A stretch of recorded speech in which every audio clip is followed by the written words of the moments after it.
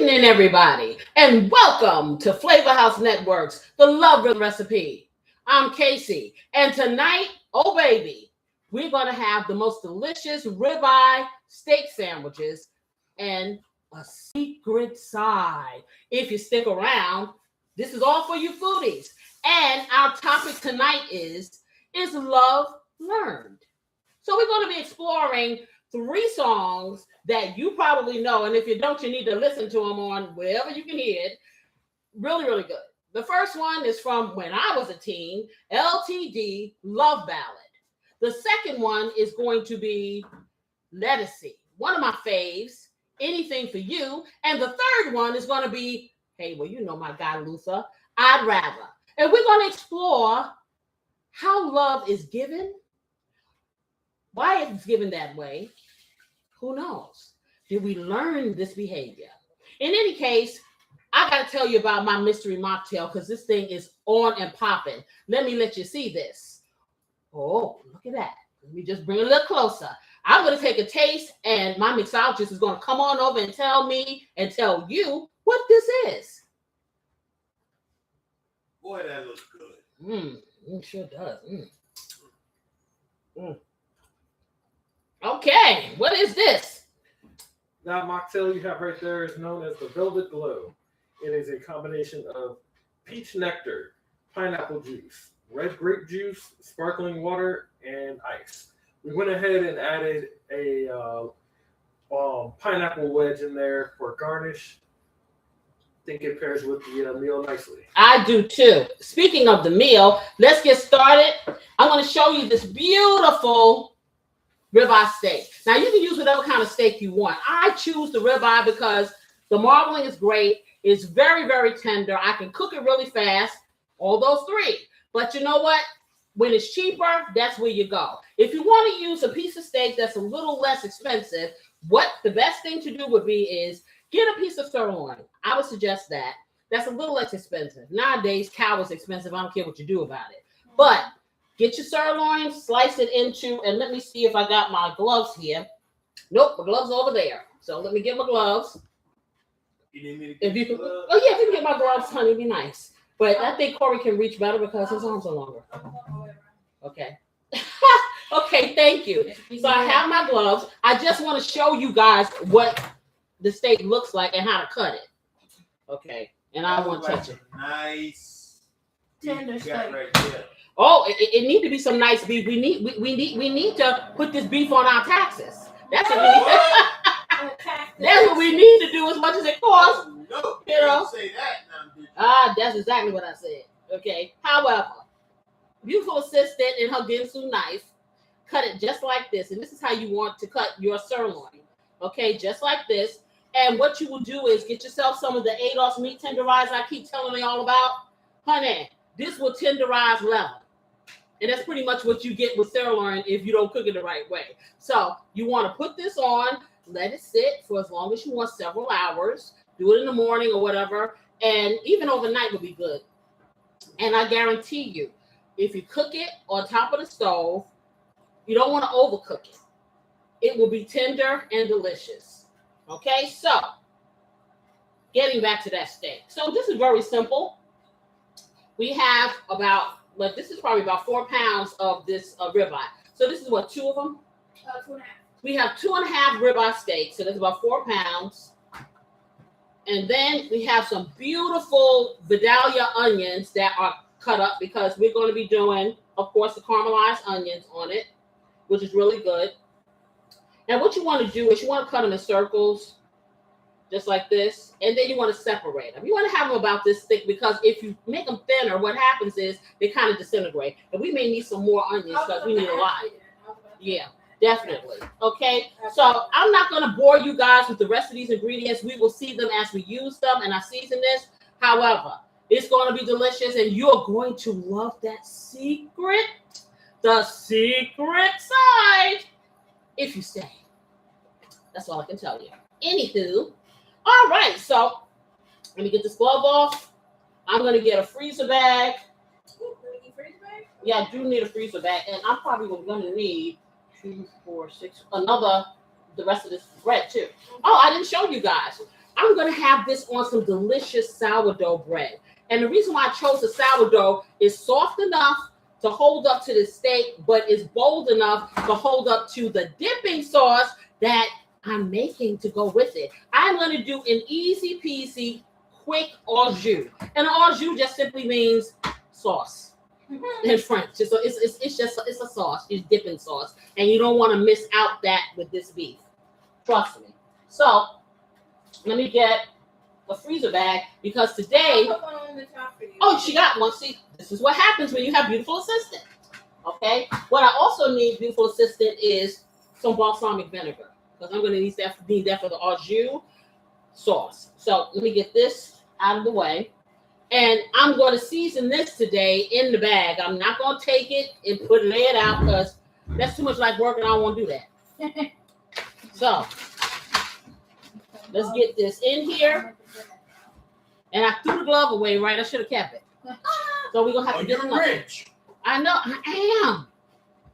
No, you're rich. That's why you have husbands, so they can pay for the gloves. Oh, no. Yes. Okay, and Worcestershire sauce too. I was prepared with that one. It's under the counter. Yes. So let me get this out. Put my hand back in here, and now I gotta stick my hand all up in the piece. Yes, I do.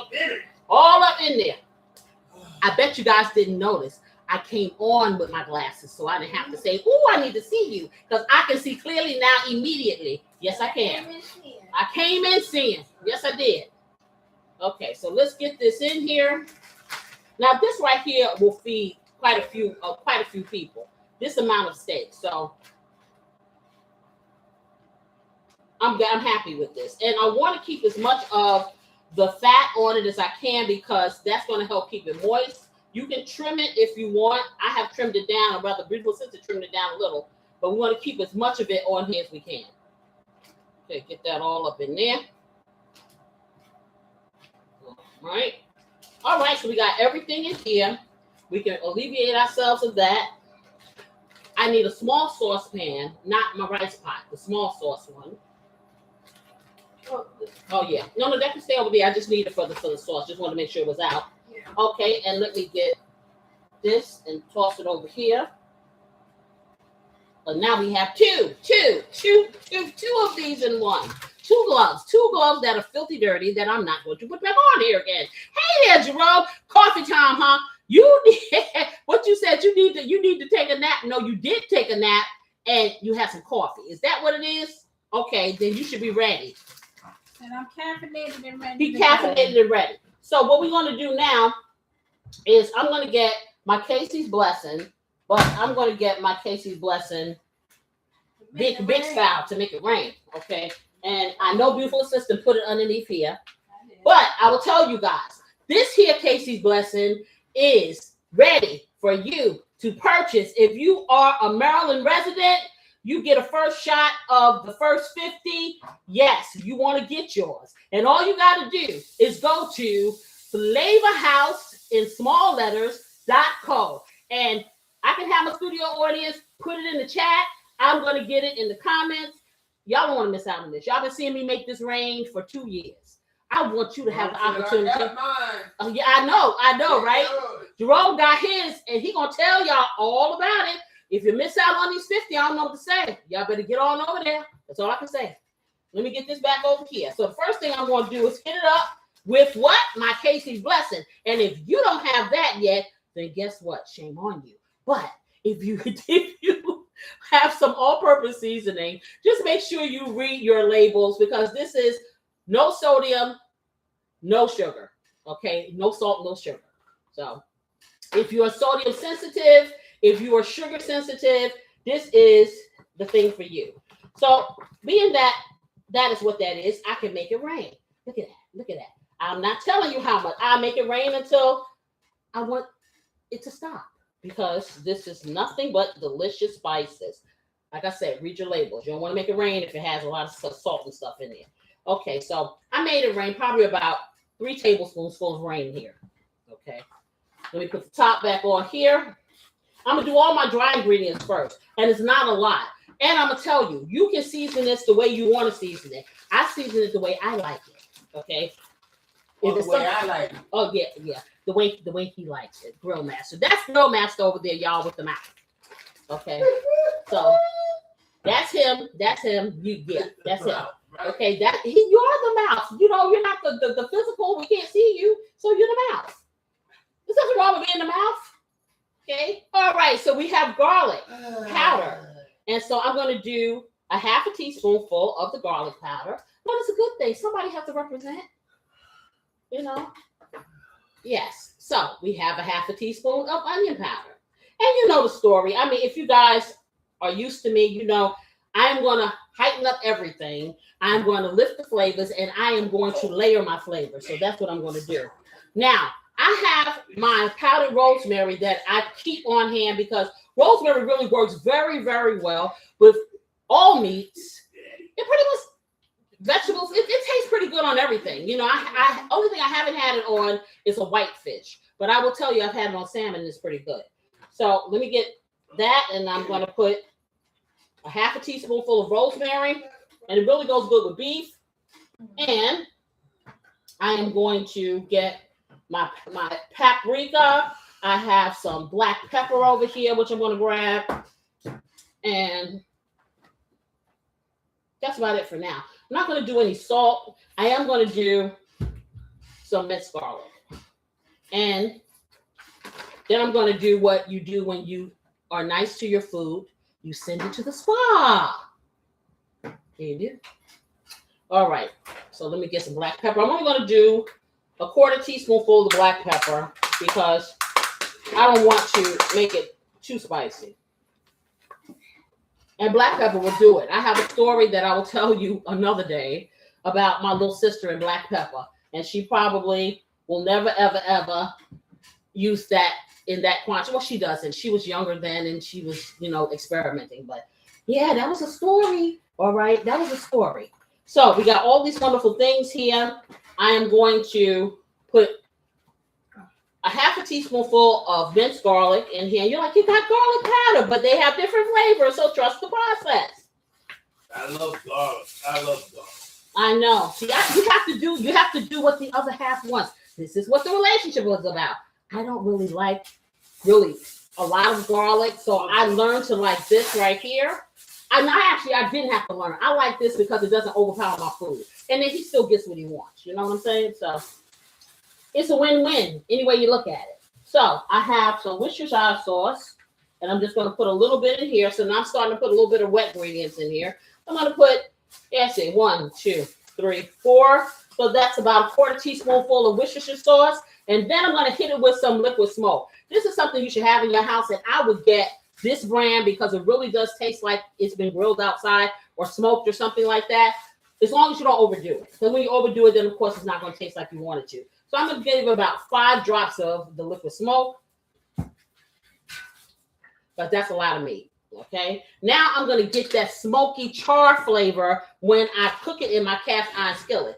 And you can do the same thing in any skillet. It's just about searing at high heat and, just get her done. So I'm going to get my smoky paprika here, and I'm going to get that in because that's going to help with the color. And I'm going to do a teaspoonful of the smoky paprika in here. All right, so that's about everything that I'm going to do as far as seasoning the steak. And if you're just coming in, that's what I'm doing, seasoning the steak. Our topic tonight is Love Learned. We are going to be exploring 3 different songs. We're going to be looking at LTD, Love Ballad. We're going to be not listening, but talking and analyzing Let It Cease, Anything for You. And finally, Luther Vandross, I'd Rather. Now you're like, what could you possibly say about any of these songs? Trust and believe. There's always an angle. There's always an opinion. I got one, you got one, everyone got one. And I'm telling you, it's more to these songs than just the surface. So as I say to you guys, trust the process. So what I'm doing now, I am taking my steak to the spot. Because as I tell you guys, if you're nice to your food going to be nice to your tummy. That's how it works. And while I talk about that, I'm going to start with Love Ballad. So my question to you is, again, do you think that love is learned by your environment, by the things you see? Or do you think you just come out the womb and you loving stuff? Anybody got any opinions here? My studio audience, hey, out there in the chat, hey there, let me know. I say learn. Beautiful assistant, what you say? I say learn. She says learn. She says love is learned. And tell me why you think love is learned. Because, like your example you gave, like when you're born, children don't come out knowing how to love, I guess, like right away, or at least express love. You know what I'm saying? So this is one thing to know what love is versus how to translate it in a way that someone else can understand that you know what it is. You know what I mean? Yeah, I do understand that. And I will agree with you. Little children, how cute they are. They don't come. I'm gonna tell you like that. A child will love anything or anybody that takes care of it. Right. Okay, you could be a gorilla and not talk, but if you take care of that child and feed it and keep it dry and rock it and do those things, it will grow to like it will become attached to you. Okay, I don't know if they can call it love because, like you said, that's something that has to be defined, and love has so many layers and so many different kinds. However, they will become quite dependent and fond of you if you're nice because they're little people. However, I do think that they have to learn what we call quote unquote love and the habits and the relationship dynamics and things like that. And as they grow in environments, they either learn stuff or they don't. They either learn healthy love or they don't. What you say, Jerome? He says he agrees to that statement, and it's true. Okay, true. Yeah, you can learn the healthy, what quote unquote is healthy way to love, and different ways to love. You're gonna love your siblings different than you love, your friends, your friends, and your romantic love is going to be different. So all of those things do come into play, and we do have the capacity to have those feelings nurtured. Now, learning how to handle and navigate those feelings, I believe, do start in your home. From the time you're little and you grow, because those are the things that you see. So if you don't see something that's healthy, what becomes familiar to you is something, whatever it is that you see.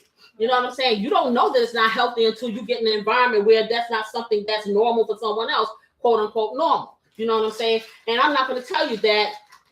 I don't know. Okay, I'm going to tell you like this. If it hurts you, then it ain't right. That's just it. But I tell you one thing, honey. I mean, through my journey through life, I have seen where any nationality, white, black, green, blue, yellow, you can raise them all together as a family, and they won't know the difference. But then there are some that been taught hate, and right, it's been learned. It's been learned. Yeah, that's definitely learned. You're right, because if you put, just like my husband was saying, if you put all different color of people in when they're born, and they are raised on an island somewhere, and there are no opinions, and they're just raised with each other, they don't really know about anything other than I like you, I don't, or well, I mean, you're going to have some have strong personalities, some don't, but it's never going to be a situation where it's going to be a bias in color or anything like that, because they all grew up together. Certain behaviors are learned, and we know this, and I'm going to say this. If you are raised in an environment that is quote unquote toxic, that is what you're going to replicate unless you know anything else. Now, when you expose yourself to other things and other people and other relationship dynamics, then you may say, this is strange. Right. Then you may not say this ain't right. You may say, hey, they not right. You know what I'm saying? Because you don't know. But see, that's where education comes in. And I don't mean collegiate education where you got to go and become a PhD. I'm saying read, expose yourself to things. Do not segregate yourself and put yourself in a silo, because you could be missing something that you need in your life and you not know that you're missing it. You know what I'm saying? Unless you expose yourself to things. Not saying you have to change your life. I am saying that make yourself, awareness is key.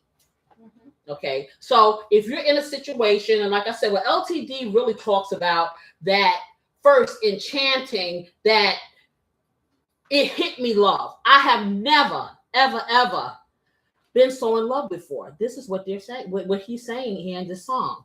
He has never experienced this kind of feeling before. Whatever it was he experienced before was never as prolific as this. This is that hit me, knock me down. I hear music in the background. Okay, all I see is this person, rose-colored love. That's what this is. Okay, now did he learn that? Or was that just a feeling that came over him? That's the thing.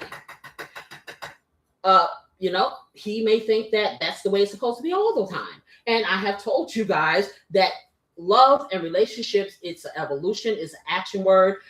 Things differ as you go along. Okay, so as you can see, I have coated all of this because it's a whole different color. That's how you know it's coated the way it is. So I'm going to get over here to my skillet. And what I'm going to do, you don't have to do this, but I'm just compelled to use some bacon fat. You can use whatever high heat oil, like a canola oil, a vegetable oil, a coconut oil, or avocado oil, anything like that, to sear your meat in.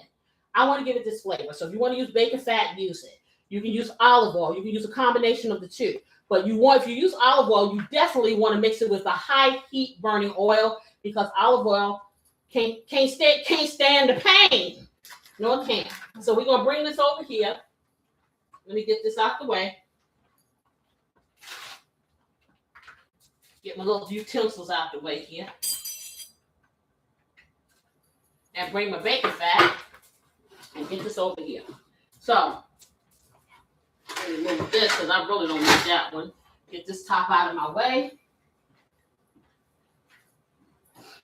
And then I will begin to heat my skillet up. Make sure that my skillet is on the eye, because every time I say I'm gonna heat my skillet up right, it's not on the eye, and then I get that cold spot. So I'm gonna try to make sure that I don't get this cold spot this time. So let's see. Right? Now these skillets are kind of big. Yeah, they are. All right, so the first thing, let me spray my pan. And that's just my paranoia, because at this point, this pan is really seasoned, or it's getting there. Okay, gonna spray it. Get that over there. And I'm gonna turn it up. And I'll probably start it at a 7, which is like a medium high. Let me get a nice tablespoon out. So this is a regular tablespoon, utensil tablespoon, not a measuring one. And I'm going to take a scoop of my bacon fat, a big heaping scoop, and actually a scoop and a half. Okay, and then I'm going to use this and I'm going to sear my beef in it. And what I'm not going to do this time is crowd it. So I'm going to do 2 batches because I don't want to crowd it, because I wanted to get that nice sear. So let me just get it in here. Just trying to get it all off of here. Okay, I just need a paper towel so I can wipe the excess off, because I don't want this spilling all over the place. Okay, so let me get that off. Just like that. And then I'll have it in case I need to use it to spread it around. And then I knocked all the stuff off the table, so let me get her up. Need help? Not good. Okay, so, and I see a little piece here. I see a little piece of onion. So we gotta get a little piece of onion up. Because y'all know I gotta clean everything I see. Okay, let me get the little piece of onion up. Get this over to the garbage and wash my hands. And then we can continue, because this is going to heat up really quick. I need a paper plate from over here, beautiful sister. Okay. Because I'm going to separate this.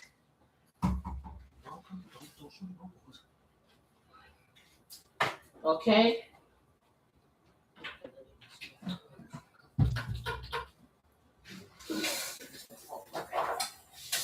Okay, let me wash my hands.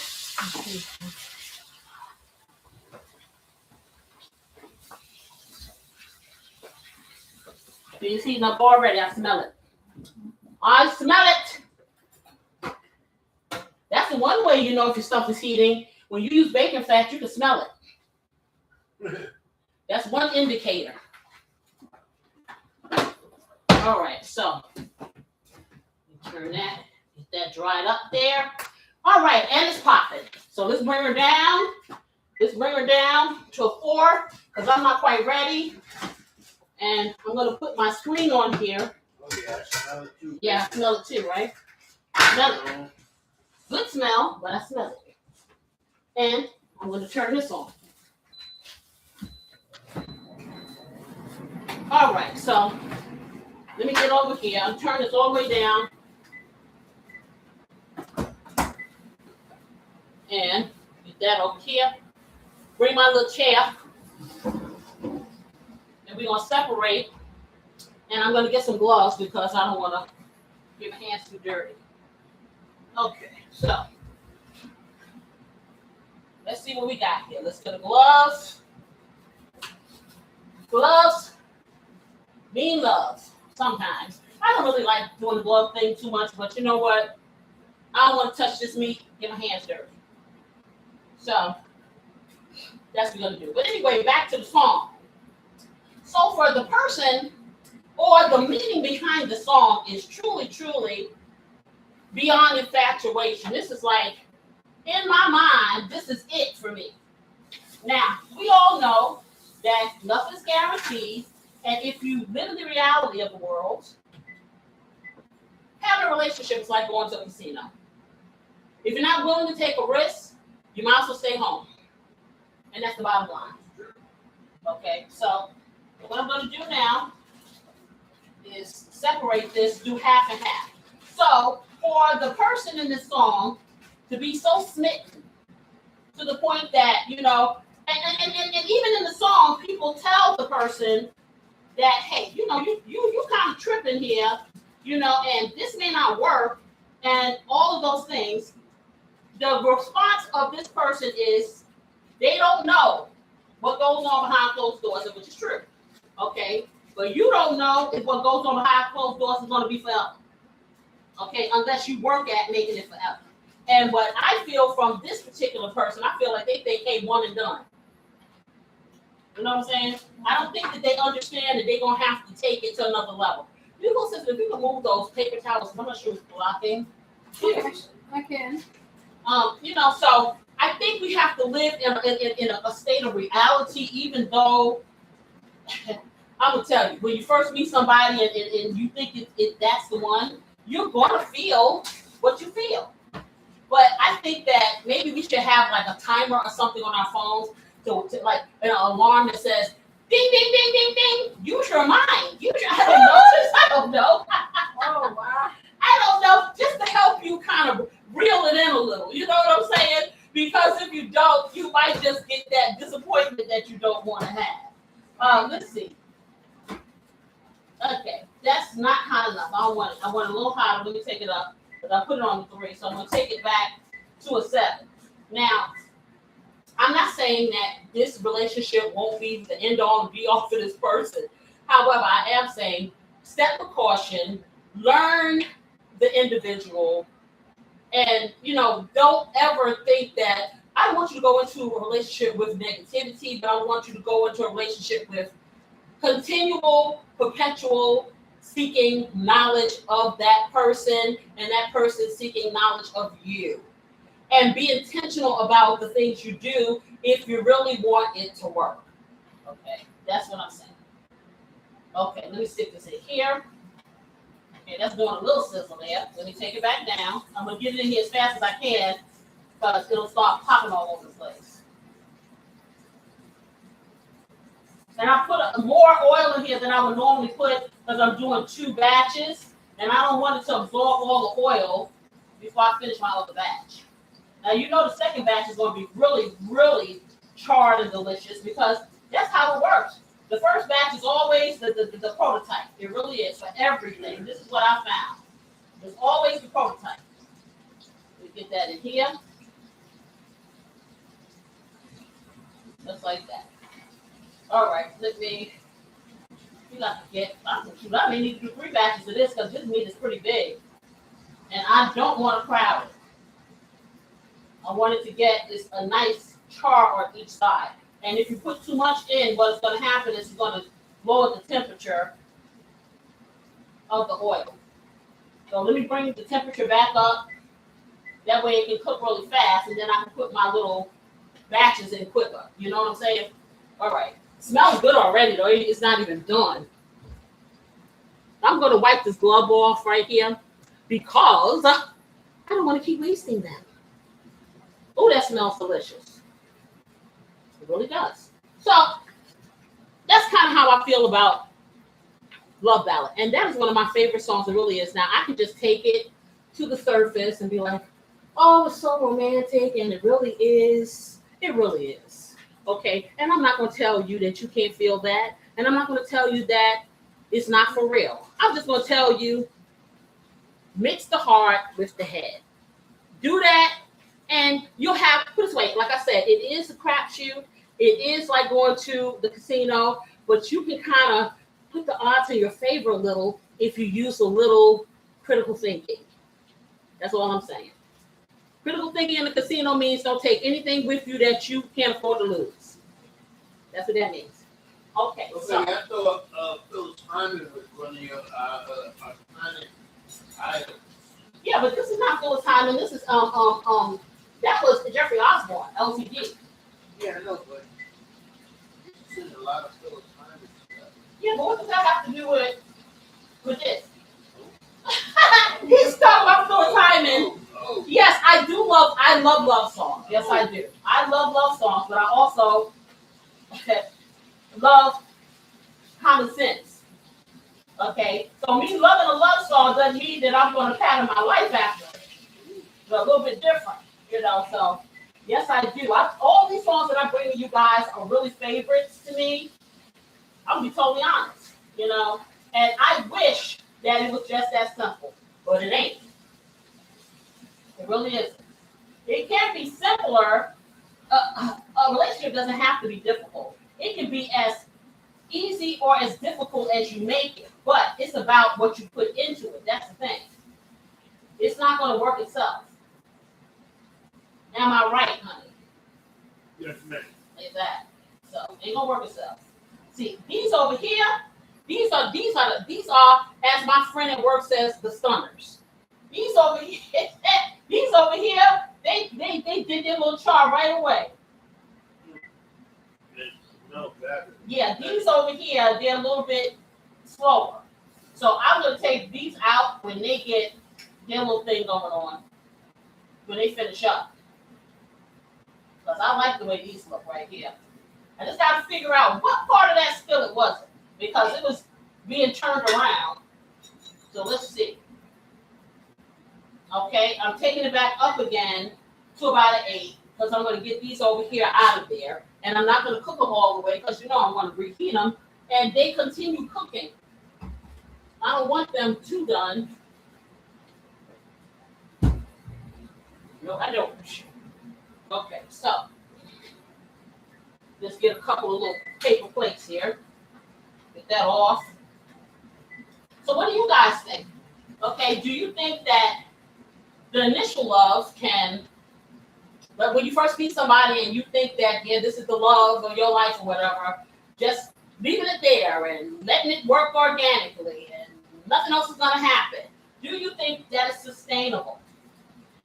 Okay, first of all. Second of all, do you think that a person who thinks that way kind of lives in a fairy tale because they probably haven't had a real life example?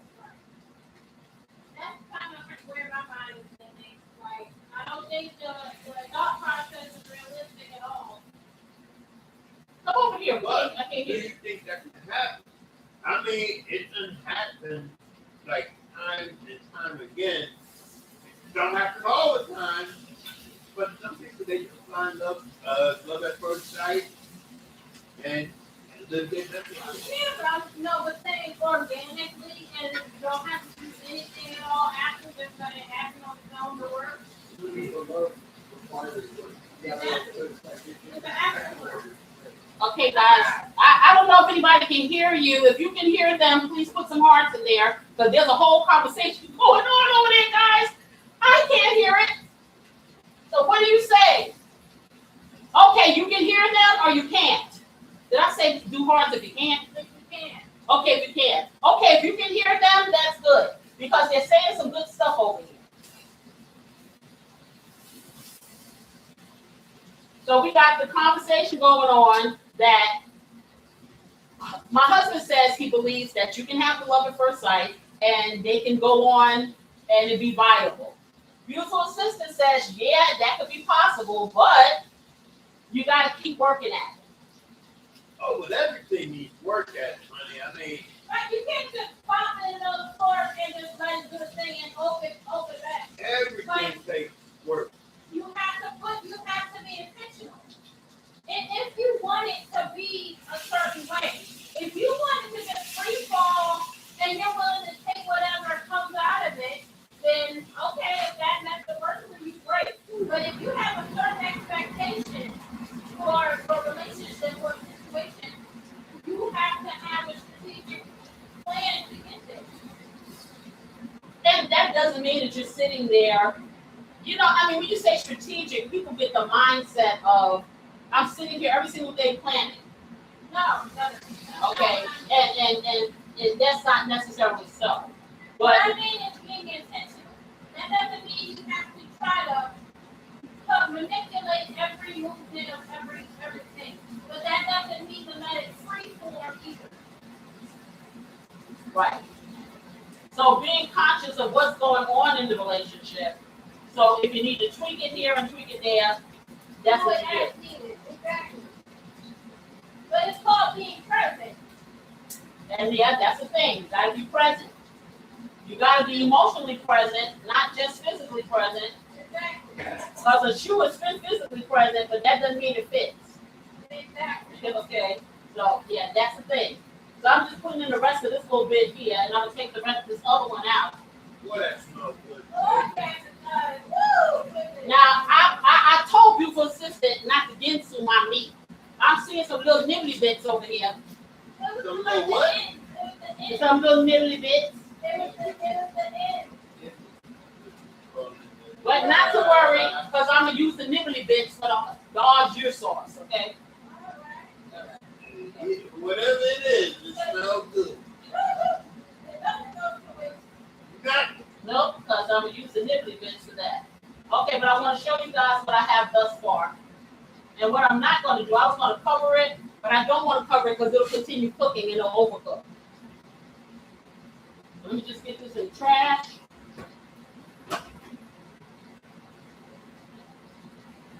And I'll let you guys see. I'll let you see the magic. Okay, so this is what you got thus far. Okay, if you guys can see. You see that char in there? Oh, yeah. Actually, you can eat it just like this because it's medium, you know, but I don't want to cover it because then it'll continue to cook. So we're going to keep it over here.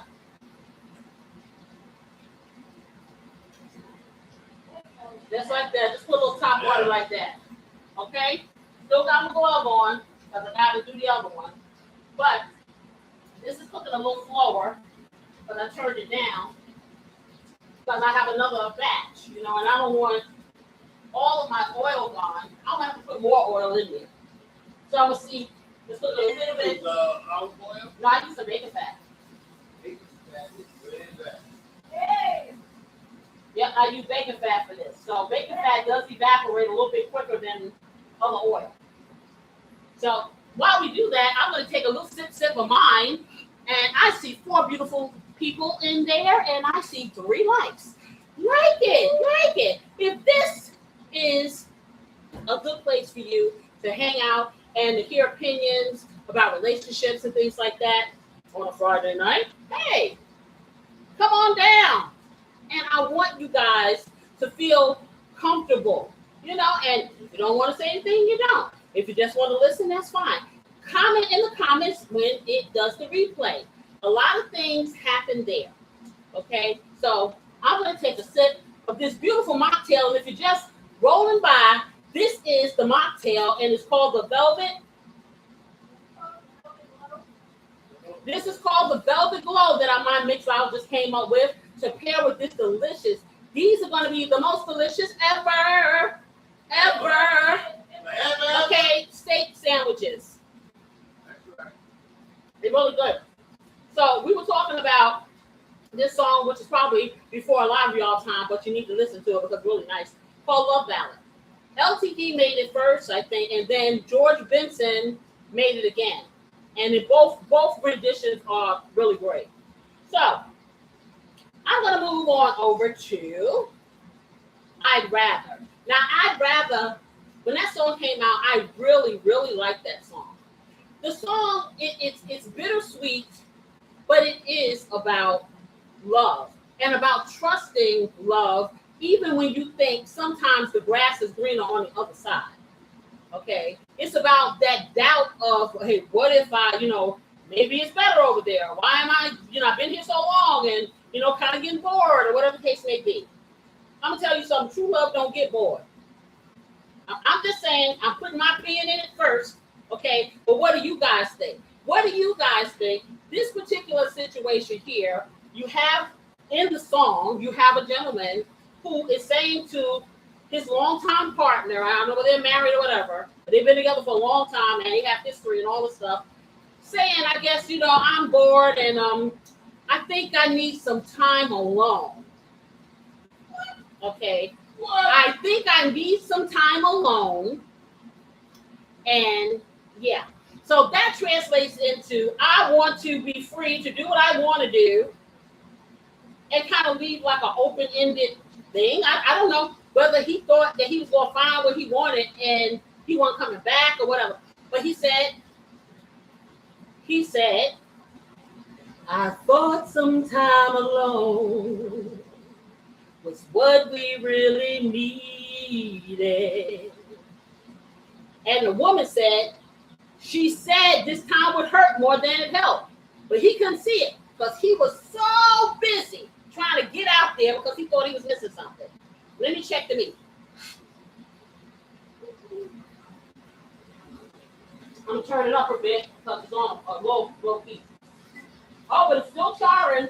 And so that's what I tell y'all. When you get to that second batch, you need to turn it down some because it's going to cook faster, brown faster, and everything else because that iron skillet or your skillet is going to be at full blast heat. And since I got some little small pieces in here, I really have to be intentional. Yeah, I do. So let me turn that over. Get that one.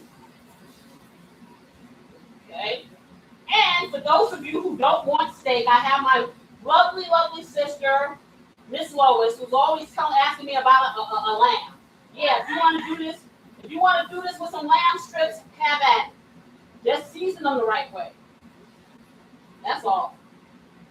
You can even do it like, oh, hey, well, you can see a chicken because we had a delicious chicken sandwich on Weekend Eats last week. And man, that thing right there, when I tell you that was some good stuff.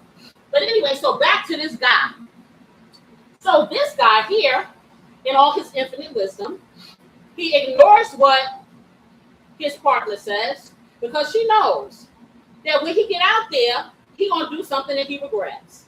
And that she's gonna regret because then she got to deal with the dilemma, do I really want to deal with you ever again? And you stepping off on me, telling me you need some space. Really? Really, do you need some space? So she tried to warn him. He didn't listen. He took his tail out there and he just catted around. Yes, he did. And what he did was, I don't know whether he was trying to find a younger version of her to relive his youth with, because then when he went out there and he found somebody and he said it was fun, but love was not impressed without connection built on lies, which means that, hey, it was surface. It wasn't the depth that he had with what he left at home.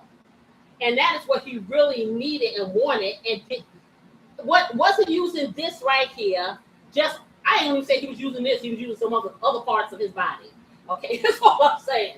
So now, after all of this, and he went out there and did whatever he did, and he left the one that he says he loves at home, who he really does love.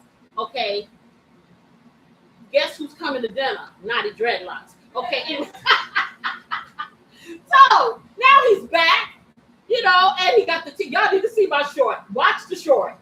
He's back with the tears in his eyes and basically begging, talking about how he'd rather have hard times with her than good times with somebody else. You should have thought it. I'm not saying anything. What do you guys think? Okay? What do you guys think? That's what I want to know. Tell me something good. What do y'all think? Do you think he deserves a second chance? Do you think he should have not jumped so fast? Do you think that maybe sometimes people need space and they should get it? What do you think? Hey, I say, you know what? Whatever decision you decide to make, that's completely up to you. But then be willing to live with consequences. Well, normally people make decisions and they don't want to live with the consequences. That's the thing. So, because if you live with the consequences, he would have came back. Right. Okay. So, like he thought he was gonna have to take it. I don't know what he thought. Okay, but that's one way of thinking about it. Anybody else with any thought patterns on it? I got mine. You know I do. Seems like everybody thinks this is cut and dry. Well, no. There can be other. Listen, that goes back again to how he learned to love. Okay. No, I'm not going to even say just, okay, that's all he's ever seen, but think about it. How he learned to love. Did he learn that love was interchangeable, or love was something that, hey, when it gets old, you just kind of toss it out? Is that what he saw in his life? You know, does he have a little bit of commitment phobia? Even though he's been in this long-term relationship, living La Vida Loca and being comfortable and everything taken care of. But there's always that nagging thing behind him that is pushing him towards wanting something he already has, okay? But constantly seeking that, almost like that rush. Could be. Is it a midlife crisis? Because you don't have to be old to have one of them. Okay, for real, for real. Okay, so let me get this out, put the other batch in.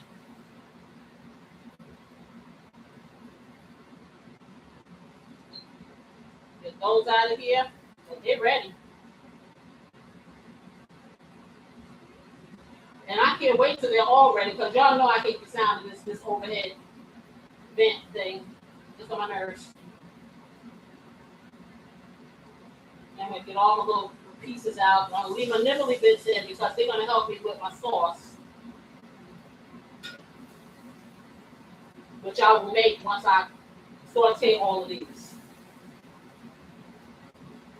And I'm telling you, it's everything in me to keep me from taking a piece of this. All right, so we're going to put the next little thing in here. Hopefully I can get them all fitted in here. And that's what I'm going to try to do. Let me bring it down a little. Because like I said, it's getting hotter and hotter. And I'm just sitting them in here trying to get as many in as I can. So this can be the last batch.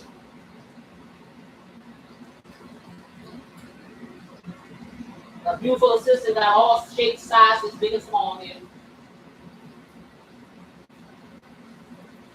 And this will make me probably have another batch because I really need to lay it flat. Or I can put it all in there and just kind of stir fry it, but I don't want to do that. So just bear with me. Let's do it the right way. Okay, so if I can get one more in here, then I can get those other ones in here with the next one and be done. So I got a lot of little pieces.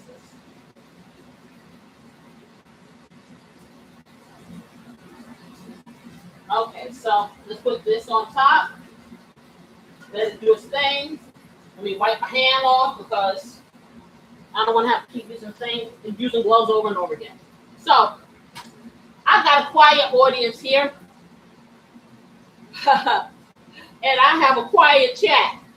So that, I guess that means that Casey got to step in, huh? My hypothesis regarding this is, well, first of all, it's the consensus that yeah, he was just had an itch and he wants to scratch it. I will say a lot of things can happen. So, for instance, you can have a household dynamic where, say, either parent is not that reliable as far as relationships are concerned. There's cheating involved. There's things like that. There's going and coming back and all these things like that. So the kids see this stuff. So, of course, it's confusing to them. Okay, they don't really realize that this is affecting their relationship dynamics when they grow up, because what they've seen is a sense of instability. Okay, they don't know that that's what it is, but it's a sense of instability. So if they're in a relationship that is quote unquote healthy and working, and there's no problem, sometimes people self-sabotage the situation they're in so they can feel the familiar, if that makes sense. Hello? Okay, so they're over there in La La. So when you want to, like I said, you can feel familiar in a situation that is unhealthy, but it still feels safe to you. I say that for him, and I'm just taking it there because it may not be that deep for him. He may just want to go catting around. But I will tell you this. If you have a situation like that, one or two things can occur. You may have somebody that grows up and acts exactly like what they've seen and pattern it that way. Or you can have somebody that will do the exact opposite. Will be very loyal, will never ever cheat, will never go out, will be there till you turn to dust, because they have experienced that feeling of insecurity and they don't even know that's why they're feeling it. But doing it the opposite way fills that void that they've had as a child. Now, when you live in a house, whatever the dynamic of the parenting relationship is, okay, that's what you think is normal until you go somewhere else. You do not know it's not, and sometimes you don't even know it's not normal until you can never know it's normal. You be in a relationship and this is the way it is and this feels comfortable. And you find somebody that's synonymous, or a situation that's synonymous to what you grew up with, so you can finish the story or change the story or make the story something of your own if you really are cognizant of it. You know what I'm saying? So I'm here to tell you, we learn love, we learn how to give it, we learn how not to give it, we learn how to make it a weapon, we learn how to internalize it. We learn all these things. Do we understand what we're doing when we're learning it? No. When we exact it upon someone else, do we always know that we're doing something that may be hurtful to them? No. Should we have conversations about this before you step into something that's going to be a permanency? Yeah. Okay, and I'm not saying you got to sit there and have a test, but talk about something more than superficial stuff. That's all I'm saying. Ask questions. Get to know the family outside of just you and that person, because you'd be surprised at things you learn about somebody through their family. You said Jerome says for him, he grew up in a single parent household. He had to fall many times before he learned what, and you see what I'm saying? What love was about, okay? Because who knows if Jerome was trying to fill a hole inside of him of being just with a single parent. It's a difference when you have a single parent and all the stresses and stuff that a parent by themselves has to go through, and the things that they may not exhibit as far as emotions, because they on that grind trying to take care of these kids. You know what I'm saying? So it's not that it's right, it's not that it's incorrect, but people, life be lifing. You know what I'm saying? So the kids kind of get the short end of the stick sometimes. I'm not going to tell you that being in a single parent home is going to make you insecure, because it doesn't have to be. You know what I'm saying? Because 9 times out of 10, whatever your parents exhibit for you is what has been exhibited for them, and so it it's just a generational thing. And until someone becomes cognizant of the fact that that ain't the way it's supposed to be, it just keeps happening. It keeps happening. It keeps happening in different ways in different stages. Let me bring this down here because I put it over here. He said what? You're really low. I can't hear it. Come over here. I'm reading it. It says, so the street molded about the female. That's what I understand. So basically, you learned about how to deal with women from the street. Is that what you're saying? That's what I'm trying to understand. Put a heart up there, Jerome, but that's what you're saying. Because I'm trying to, that's what I'm getting. And you ain't the only one. Because I'm going to tell you like this, a lot of people. Oh, Benicia here. Hey. Hey, Benicia, how are you? You know, I'm going to tell you like this, Jerome, a lot of people do. And you know why? Because a lot of parents don't want to have those kind of discussions. That's pretty much why I'm standing here cooking this food and having this discussion now. Because you'd be surprised how many people my age, grown folks and stuff, they never had a discussion about emotions, especially men. Okay? And I'm going to go there, especially men of color. We have tear ducts, we have feelings, we have all those things. But people are always telling men of color, suck it up. Don't feel. Don't cry. It doesn't matter. Be a man. Suck it up, buddy. Okay, be a man when you 2. Be a man when you 7. Be a man when you 12, 13. Be a man, okay? You are a man because you were born one, okay? But you are a person with feelings. And it doesn't make you weak. It doesn't make you a punk. It doesn't make you any of those things to feel. Because you know what? If you're going to share your life with somebody, you need to feel something. Okay, if you have children, you need to feel something. If you have tear ducts, they work. They sure do. They're not there for pretty decoration. They're there for a reason. The feeling you feel inside your body when you are emotional and you're trying to suppress it is there because your brain cognitively says you should feel. Otherwise, men would come here and they would be numb. They would have no feelings. But people tell them that. And it's not a good thing. It is not a good thing to do that to your sons. It's not a good thing to do this to your little boys and the men around you. It is nothing wrong with expressing emotion. Period. End of story. I don't care what anybody says. Okay? Because then you unleash men who have all this pent up emotion in them, not really knowing how to cope and not really knowing where to put it. And a lot of times they get women and try to have the women kind of take it on and do it for them. But you got to know how to express yourself. And like Jerome says, you learn this stuff from other people in the street because I'm going to tell you, a lot of parents don't have these conversations. They don't want to have these conversations. You know what I'm saying? And you learn what you learn and you just kind of navigate and hope it's okay. But you need to have these conversations because you got to realize what you are putting out there in the world. What you birthed, you putting out in the world on somebody's daughter or son or whatever. Okay, and the same thing for women. I know plenty of women and not older women. I would think older women, but younger women who have this idea that they have a certain place. There is no place. Okay, you are a person. Your place is wherever you want to be. So there is no place for you. Okay, and when somebody tries to tell you that and put you in a box, that's not a good thing. People should be able to express themselves, especially with the person that's closest to them.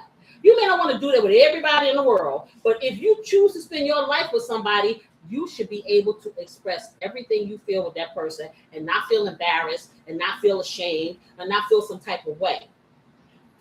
You don't have to have a million relationships to kind of figure it out. Because if you keep repeating the same emotionless process, you're going to get the same result.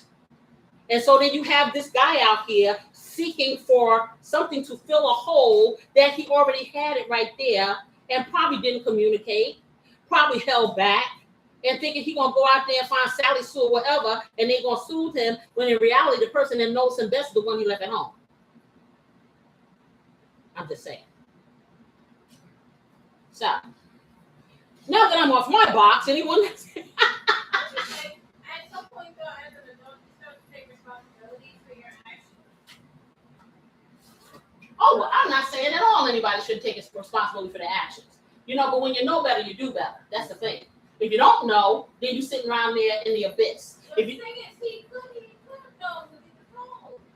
well, no, he may not have known that is why he behaved that way. That's what I'm saying. And then he felt regret after the fact. You know what I'm saying? So it was like a delayed reaction. But see, when you have these delayed reactions, sometimes anybody's sitting there waiting for you to make up your mind. So I don't know how it turned out. In my video, they kind of talked it out or whatever. But in real life, she may have said, kick rocks. You're wrong, sir, but if you don't know yourself, you can't see. You really don't. You really can't. And sometimes it takes a minute for you to know yourself. Sometimes it takes a minute for you to know yourself. Sometimes you'll never know yourself. People think just because you get old, automatically wisdom comes. It does not. It does not. No, it doesn't. And they want to put all these fancy names to all of these weird things that we do as we get old. Oh, it's a midlife crisis. Oh, you're this, that, and the third. Nah, man, that crisis was there from the time whatever you've experienced it. That crisis was always there. That crisis didn't happen because you got some gray hair. I'm just letting you know. Because everybody don't have a midlife crisis. Some people just have midlife. And we need to stop labeling stuff and blaming stuff and this, that, and the other on people's actions. Okay? As I said, we are smart people. We have big brains. We make conscious choices. I will say this over and over again. If somebody tell me one more time that they were inebriated and this is why they did something. If you that inebriated, you don't have the strength to do nothing. Think about it. Somebody who is that inebriated that they can't remember what they did should not even be functional enough to do anything. So I don't believe that. What it is, all of your defenses are down, and so anything you think of it, you don't have anything to stop you. That's what that is, okay? Because it's not that. Whoa, boy, this is some powerful spirit juice here. Yeah, I'm just gonna go over here and I'm gonna go to the strip club and do it. No, you ain't had a nerve to go into the strip club before you took a couple of them swigs, okay? But the strip club was in your mind anyway. So, yeah. I'd rather, it's a great song. And yeah, sometimes you need to suffer through whatever it is you have to suffer through in order to get to the end and realize that what you have is what you need. And sometimes the learning of love is learning through regret. Sometimes regret allows you to get a second chance. And sometimes, keep on walking, I ain't talking to you anymore. Yeah.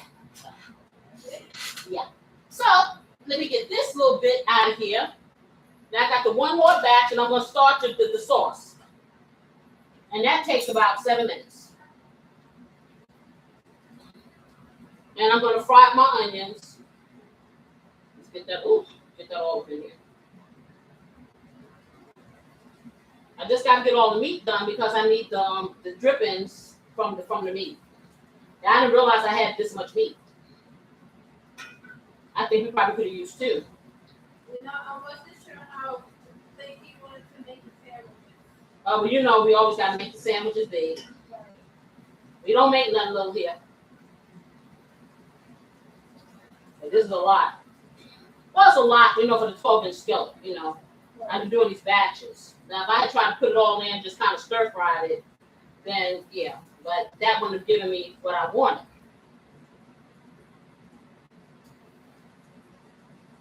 Okay, got one more to go. I got some good nibbly bits in here. Gonna be some good sauce. Look at that. Look at that. Okay, put that last little bit up in here. And see, the slower I cook it, the more the sauce is kind of gathering in the bottom, because it's not sticking.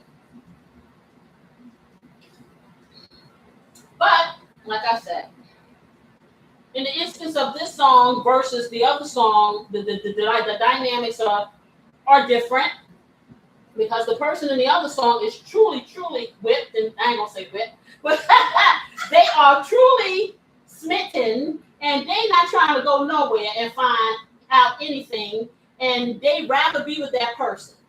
Okay, for now. Okay, but that other one, that the song with Luther there, I love the song, I love the sentiment. I don't know if I love Luther, whoever it was that came back home to me after he done had his fun. Right. They go on whatever time they did what I wanted to do now. Exactly. I realized That it was here all the time. no. So again, I will say to everybody, do you think that love is learned, or do you think it can be just straight up organic? I will say it again. Because I think, like everything, children learn where they live. Whether we want them to learn it or not. They learn where they live. I put this on here. I'm going to take it up just a little, just one more. And I want you guys to see what we got thus far. You want to eat this now, I'm sure. I do. Okay. I'm sure you want. Look Don't at you want the beautiful sister? Don't you want to eat this just like this? No. Okay, beautiful sister, you want to taste the piece? She can taste the piece. She's only getting a taste. Okay, a little taste. That's it. Yeah. Sure. So now I'm going to get my onions and do what I do with my onions. Did you ever cut me up more? Yeah. A little piece. She's Okay, going for the big. Oh, that's not little. This is old. No, that's not little. Okay. There's a little one right there. There you go. Now you got to eat it in front of them. She went and got like the biggest piece. Oh, that's gonna be so good. Thought she was slick. She thought she was like that guy. I'm gonna go get some bread. I need some space. Yeah, that's what he told the lady. That he gonna go get some bread. He needs some space. Then he come back talking about, I'd rather have bad times with you. He broke now, but good times times with someone else. I'd rather be beside you in a storm. That's because she got a house and he under the bridge. Okay. It is beautiful. It is beautiful when it. No, but it is beautiful when it fits. Okay, because I'd rather have hard times with my grill master than good times with someone else. Okay, and we proved that. Okay, so it can be beautiful. Okay, but in this instance, he said, I thought some time alone. He thought some time alone. I didn't hear her say we thought some time alone was what we really needed. Okay, that was him. So when it was all said and done and the party was over, girl he was with, or whoever he was with, wasn't all that. And he remembered, yeah. As I got at home, I got a home at home. That's the thing. I have a home. I don't have a home out here. You know, I'm just saying. So when he starts singing about, I'd rather have hard times with you than good times with someone else, I'd rather be beside you in a storm. I'm sure you do. Because I got an umbrella. I'm just saying. So what I'm doing is separating these onions because I'm getting ready to sweat them. It sure does. And you can't get around it. Your environment does shape you. Okay. I'm a perfect example of that. Because like I said, I thought it was normal for everybody's daddy to work 3 jobs. And you saw your father going in and out the you know, I saw on the weekends, you know, but pretty much my daddy was in the hospital. My daddy lived more life in the hospital. If he's there at 1 o'clock in the morning, he got to leave before that. If he coming home at 8 o'clock at night, he got to go to sleep. You know what I'm saying? So basically, he was a phantom in the night. But I thought that was normal. I didn't think that was abnormal. It's not normal to me for my counterpart not to work. You know what I'm saying? Would you say you just love that? So do I. Yes, I do too. I love that song too, Venetia. And for me, it resonates something different. And for everybody, it's going to resonate something different.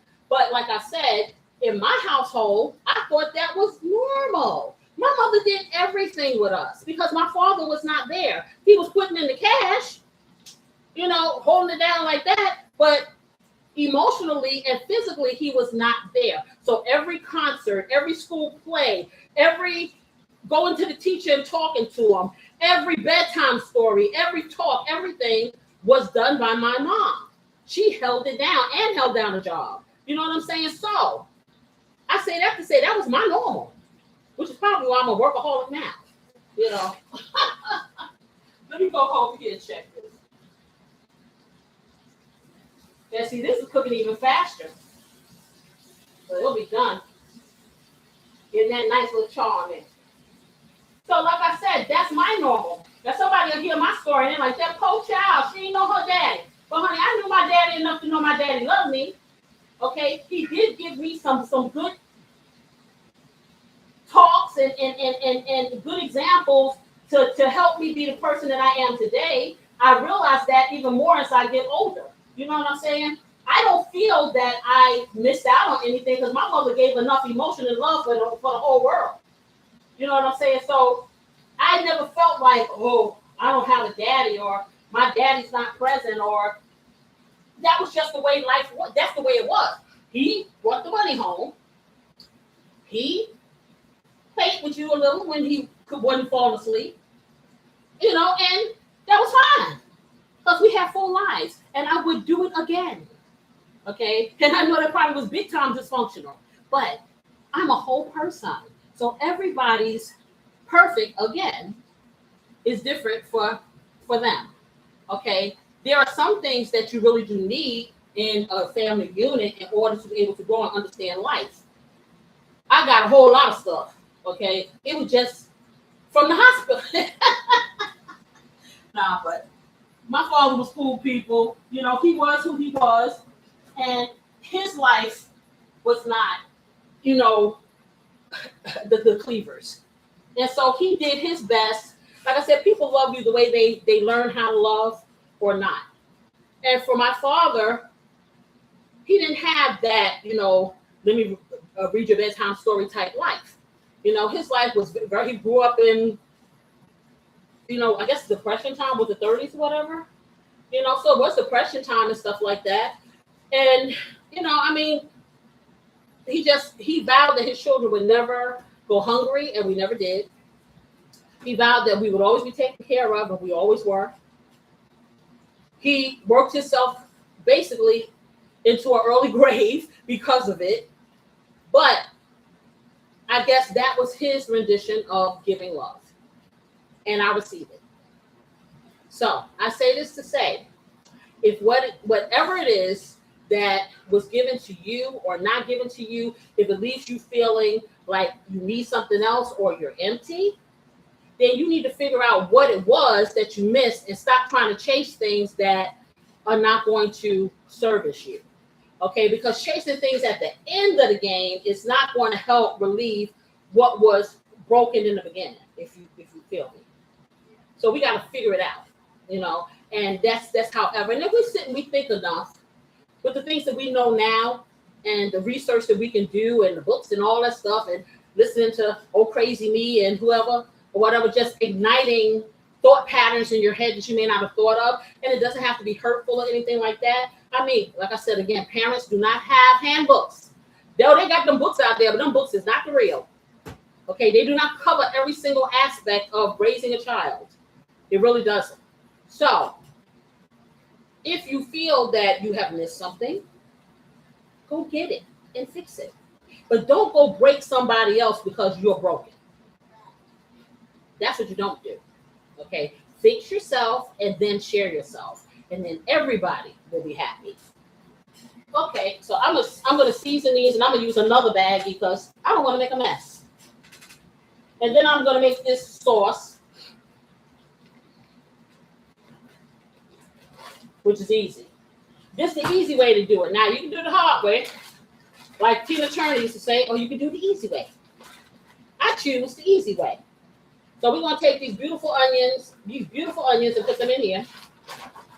And then I'm gonna season them up a little because y'all know I do. And I'm gonna hit it with my Casey's blessing because that's how I live.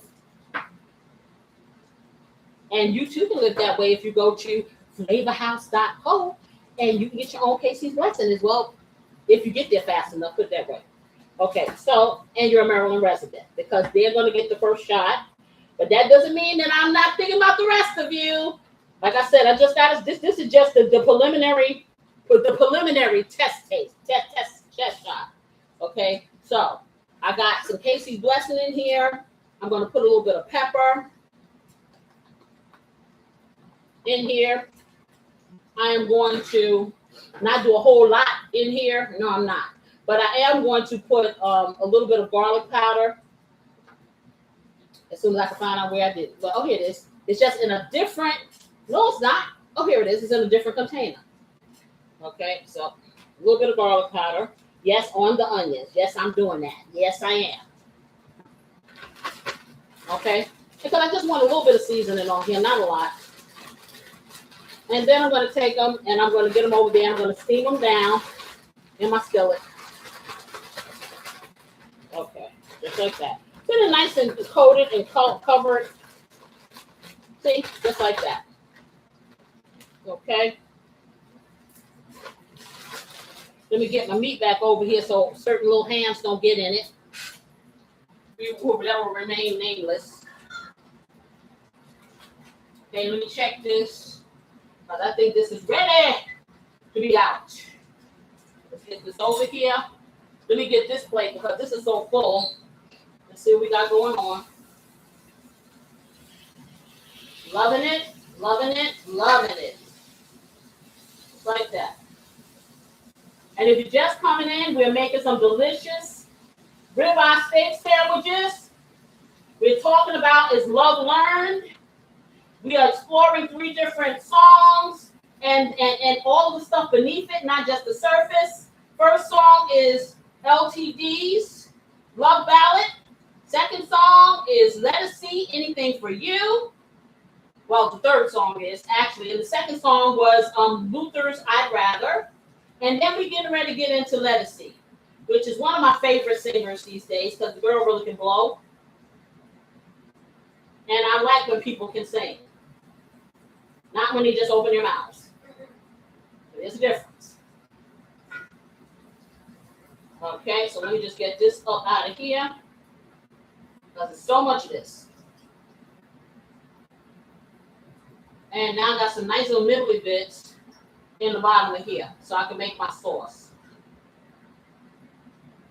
Okay, let's get this top on here. Get that out the way. I turned it off so it can stop sticking on the bottom. It doesn't stick on the bottom. Let me get this over here. Trying not to make a mess. It's like jumping off the plate. That's okay. We're gonna get it right back up here on it. There you go. Look at it just jumping off the plate. Okay. Now I gotta clean it up. All right. So let me get this over here. Put that in there. Throw that away. Wipe the counter off, because, yeah, that's how we do. All right, and like I said, I'm going to leave it open like this because I don't want it to cook anymore. All right, let me get this in the trash, and then I'll make up my sauce.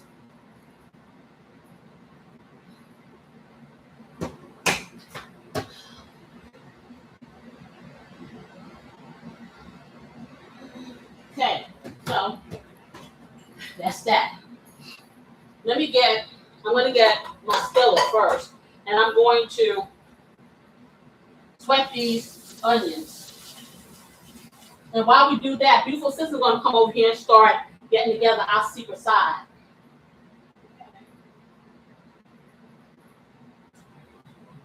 And I'll tell you just what to do. Okay, we got this.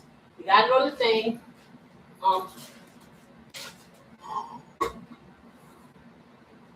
That needs to Let me get this. Pass me that skillet over there and the cooking spray. Thank you very much. All right. And I'm going to use a little bit of olive oil, y'all, not a lot. All you got to do is get the inside of that and get it really mashed really good. And then we'll add the ingredients. So they'll know. Okay, so I'm taking it down to a 7. And I'm going to put a little bit of olive oil. So about a tablespoonful of olive oil in here. I told you I can do this as long as it's not high heat. Yeah, I just want those onions in there. And what I'm going to do is I'm just going to stick the onions in before it even gets hot and put a top on it. Just like that. Kind of lay them down in here. And for those of you who've seen me before, you know how I sweat these onions. But it's not difficult. Sweating them so they can keep their integrity. They don't wither away. And they just taste delicious. That's what you do. Let me get this in the trash. And let me get this glove off my hand. Yeah. Okay, so au jus sauce is just a fancy French word. It's a dipping sauce. And so people use it for a lot of different things. Well, not a lot, but they usually use it for beef. I've seen people use it for like a grilled cheese sandwich or something, a really fancy one, and they dip it in or something. So it's a lot of different things you can use it for, but I'm using it for this because I need for this to have that dip appeal. So what you do is, and yep, I got some butter. I'm going to make my own rendition of it. They got several ways of doing it. One way is to stew down a whole bunch of beef. Let's say if you have beef stew or something like that, and that gravy or whatever, or the liquid from it, you take it, put it in the refrigerator, skip the fat off, and then you have like a really loose, liquidy kind of sauce. I want mine to have a little bit more substance. Not quite a thick gravy, but not super thin. So, of course, I'm going to do something a little different. I will be doing my nibbly bits, which is going to give me my beef flavor. I will be using they have a better than bouillon that I'm going to use. And, of course, I'm going to add some herbs and stuff to mine. Okay, which, yeah, I don't have to do. You don't have to do that, but I'm doing it. So the first thing I'm going to do, I'm going to take this butter, a whole stick, and I'm going to stick it in this pot, and I'm going to let it start melting. And it'll be slow to melt, but that's okay. I'm going to let it melt, and then when I let it melt, I'm going to get my nibbly bits out of that pan, and I'm going to put the nibbly bits in there, along with the better than bouillon, because we're seasoning it up and making it nice and beefy. But that's not all, y'all. Trust the process. So let me go over here and get me some better than bouillon. Is that in my pantry? Oh, it's under? Okay, got it. All right. So, and like I said, this is a good thing you can use, and I'm shaking everything. I need a spoon. 5 spoons. No, just a little teaspoon. Let me take this down because I don't want it to fry. I want it to sweat. Okay, so Like this? yes, and we can. That's fine. And turn that overhead thing off before I yell and scream and holler. Okay, so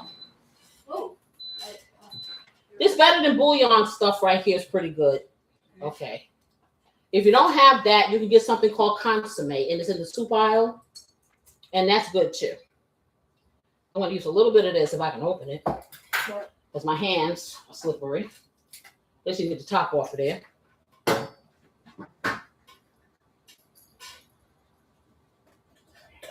Was that hard? So it wasn't my hands, it was just slippery. Okay, 7, my beautiful people. Can I get 7 likes? I really would appreciate it. Or 6, since you jumped out of there. Okay, so we're going to take this better than bouillon, and you see it's kind of thick. And I'm going to do a little plastic teaspoonful of it, heaping. So it'll be more like a tablespoon when I finish. Okay, of that in there. And then once you get it, I need the top, but you can put it back in the refrigerator. Mm-hmm. You put this in the fridge, and it keeps for a good long time. And you use it for whatever you want to use it for. Okay, so I have that. I have the butter. So I'm going to get the butter, and also I'm going to put my Worcestershire sauce in it. So you put a little bit of Worcestershire sauce. You put about, a quarter teaspoonful of Worcestershire sauce in.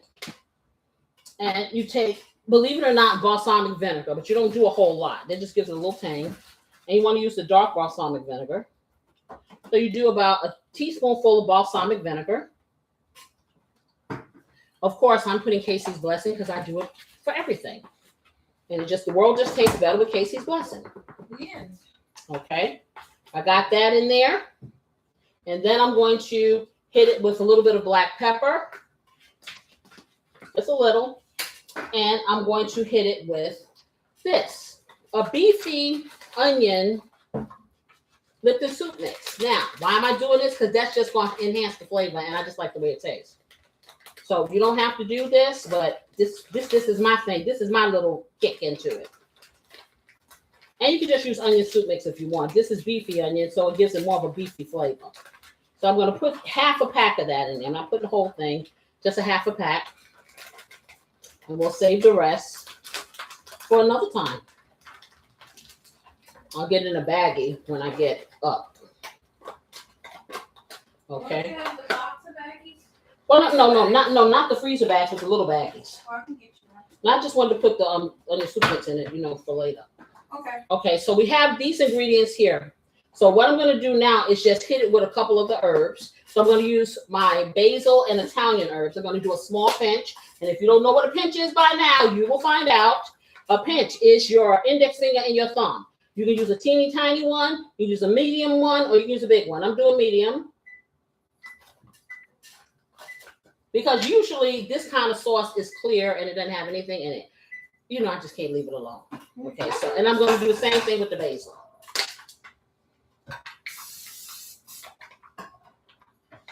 Yeah, it wasn't open, y'all, so let's get it open. Do a little pinch of the basil. Because all these flavors layered like this, they taste so good. Mm-hmm. There you do. Okay, so got that on there. And this in here, and that in there. Okay, and now I'm just going to take a half a teaspoonful of this minced garlic to go in there. Well, it ended up being a teaspoonful because it fell up in there, so that's what we're going to do. So I'm going to kind of mush it around here. Get that off of here. Okay, stop jumping out the pan. All right, and let me get a paper towel. So now what I'm going to do, I'm going to get some beef broth because, of course, there's not enough liquid in here. I'm going to get some beef broth. Just like that. And I'm going to put probably about 2 cups of beef broth in here because I want to have enough of liquid. See, I didn't say fluid this time. I said liquid. I was wondering if he was going to say something. Okay, but it's nicely seasoned liquid. Okay, so you do it like that. So that was about 2 cups. Okay, so now I'm going to stick it in here and let this butter melt. When the butter melts, then I'm going to get start incorporating my nibbly bits in. Okay, let's get the top on here. Get that over here. Just like that. Okay, we didn't really need that at this point because this, No. So what she's doing is she's frying some bacon, but I'm gonna stop her because we don't really need it because we use the bacon fat. So put that over there. We can cook that up later and Okay. whatever. Okay, so let me get over here. And because I did not tell her that, she didn't know. So, but you can take bacon bits and you can put it because, well, you don't know what the secret meal is. So the secret side is you, but when you see, you'll see why the bacon would have been really good. And it still can. We're just not doing it right now. Okay, so we get this out the way.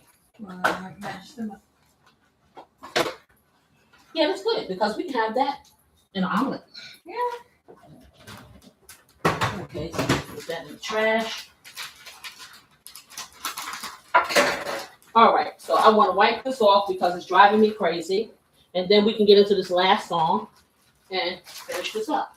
So what I'm doing right now is just wiping this up. I'm going to get this over here because I'm going to get my nibbly bits out of here. And get them in here. But I'm going to start this au jus sauce. And I'm going to take this, bring it to probably a 6 so I can bring it to a boil so I can start melting that butter. Okay, and what I'm going to do with this is I'm going to take some of the nibbly bits out of here and just stir them around. And this is just the seasoning and little pieces of the steak. And like I said, a traditional au jus sauce is clear. It doesn't have all of these little, all of this texture, but I want the texture. So this is why I'm doing this. So this is Casey's quick and easy sauce. Not everybody else's. Okay, so let's take this, take a look at this. I'm gonna bring it down so it can just simmer. Let me take it to a low. Then I'm gonna take this, bring this over here. I'm gonna get some of these nibbly bits up in here. That's what I'm gonna do. Just all of them actually, if I can lift it. Let's see. This one thing about these cast iron stoves, they're heavy as all get out. I may just, cause yeah, it's heavy. So she can put it in here. I'm not gonna lift it. Okay, it's heavy. And it's hurting my arm. So I ain't doing that. Okay, so Put all of it. put all of it in and then sit it back there and put it so on a 4 so it can start melting the butter. Okay. And then we can show them what we're gonna do for our secret side. And you won't believe it. All right. That's in there. Okay. So, and I'm gonna take a bite of this. Oh, wow. Wow. I'm surprised that the pineapple is sweet. Mm-hmm. Very good. You said a 4, correct? Mm-hmm. Okay. To the back. Okay. Okay, so let's get our ingredients for our secret side. Okay. All right, so the secret side, as you see, these are some potatoes. Let's show them what that is. Okay, so what we're doing, we're going to take these, were baked, and we're going to do a double bake loaded potato skin. That's what we're going to do. That's why the bacon would have been really good. But we don't need all that because we got a lot of meat here. Okay, so you take that, beautiful assistant. I need my little meat masher because what I want to do, normally what they will do, they'll make it pulverized and make it really smooth. I don't want it smooth. I want it to have some texture. So the first thing I'm going to do is put a pinch of my herbs in here. And you want to let it cool off. I find cool down. People make this stuff and they don't cool it off, you know, but I wanted to cool it off. I need some cream. I need a little bit of melted butter. And that's why they don't do it, because they want the, you know, the butter to melt and stuff. But I just put it in the microwave, make it simple. And what you do is you take the inside of the potato, you cut it in half. And the fast way to do it is to microwave your potato. You don't even have to bake it because it's going to be baking in the oven, you know, to bake this filling. And it doesn't take that long. It's a matter of minutes, really. Question: how much butter do you need? I need a stick of butter, no, half a stick of butter, and I need some chives. Yeah, that's fine. Is that herb? She's putting herb butter, so that saves me from having to put so much of the other stuff in there. I'm going to put a half a teaspoon of garlic in here. I put a pinch of the Italian herbs. I'm going to put a pinch of basil. in here. I'm going to do some onion powder and a little rosemary. So I'm doing a half a teaspoonful of onion powder. I'm doing a quarter teaspoon of rosemary potatoes, you know. I'm doing a quarter teaspoonful of black pepper. I am doing whatever I want in Casey's blessing. So I'll do 1, 2, 3 rains. And then I'm going to get a little bit of salt and put in there. I have butter coming.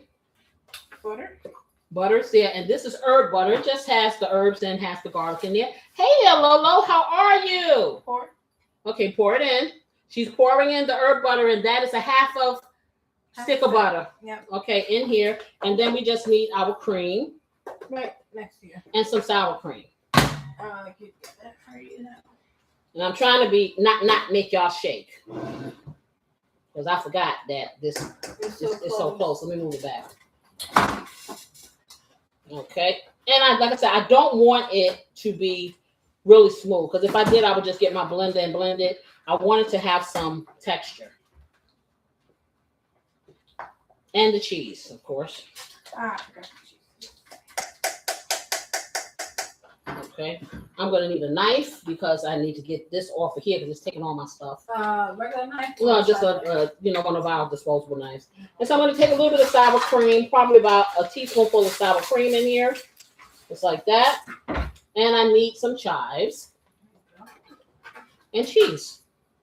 So I'm gonna take this off here, get this off of this wonderful masher here, and then I'm going to stir this and stop mashing because it's sticking to the masher. Are we talking cheese or cheese? No, we're talking that cheese. The triple blend, cheddar, and Monterey Jack cheese. That's what I'm going to use. Okay, so I got this off. All right, and let's get that over there in the sink. Thank you very much. And then I'm going to take this and see if I can kind of combine it with the knife and kind of cut through it. And you can get, a whisk or whatever, a fork. Because like I said, I don't want to kill the integrity of this. Okay, so, and no, these are not powdered potatoes. No. These here is real ones. Yeah. Okay, where's my top? Because I need the top on here. Sorry. Okay. And you can move that skillet out the way because it's just in the way. Okay, give me a second. Let me get this over here. I need my big fork. It's over there. Where? It's right here. It's here. Yeah, right there. Is this for garnish or going in? No, it's going in, and we need garnish too. Okay. Okay.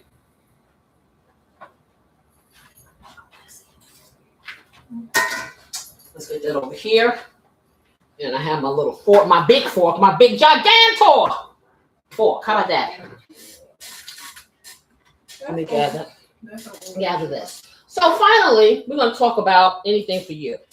I first heard this song live, and I really wasn't, I didn't know that much about Lettucey. I didn't know how talented she was until I saw the song, her sing it live. Oh, question. Should I turn the oven on? Yes. What should I turn Okay, you want the oven to be on 450 Okay. because this is going to be a quick cook. It's more so just browning it because it's already done. So heating it up, browning it, and melting your cheese. I'm putting in a tablespoonful of chives into the actual mix. And then I'm going to put some heavy whipping cream, so a quarter cup of heavy whipping cream into the mix. And then I have this wonderful triple cheddar cheese blend from Tillamook, which I love because they have a good pull. So let me just get this in here and mix it all together. Just like that. And what did Miss Lolo say? Because I couldn't see. She said, "Hello, Casey, beautiful assistant, family, and friends. Happy Mother's Day in Boston. Yeah. Granddaughter graduation with her master's degree. Wow. Wonderful. Congratulations. Will we watch? Casey, I sent you a text to buy my Casey's blessing. Okay. All right. I'm gonna check I haven't looked at my phone yet, Lo, but I will look tonight when I'm finished with this, and we got you. I promise. And enjoy that graduation. Kiss the girls and the family. And happy Mother's Day to all of the moms out there. Yes, happy Mother's Day.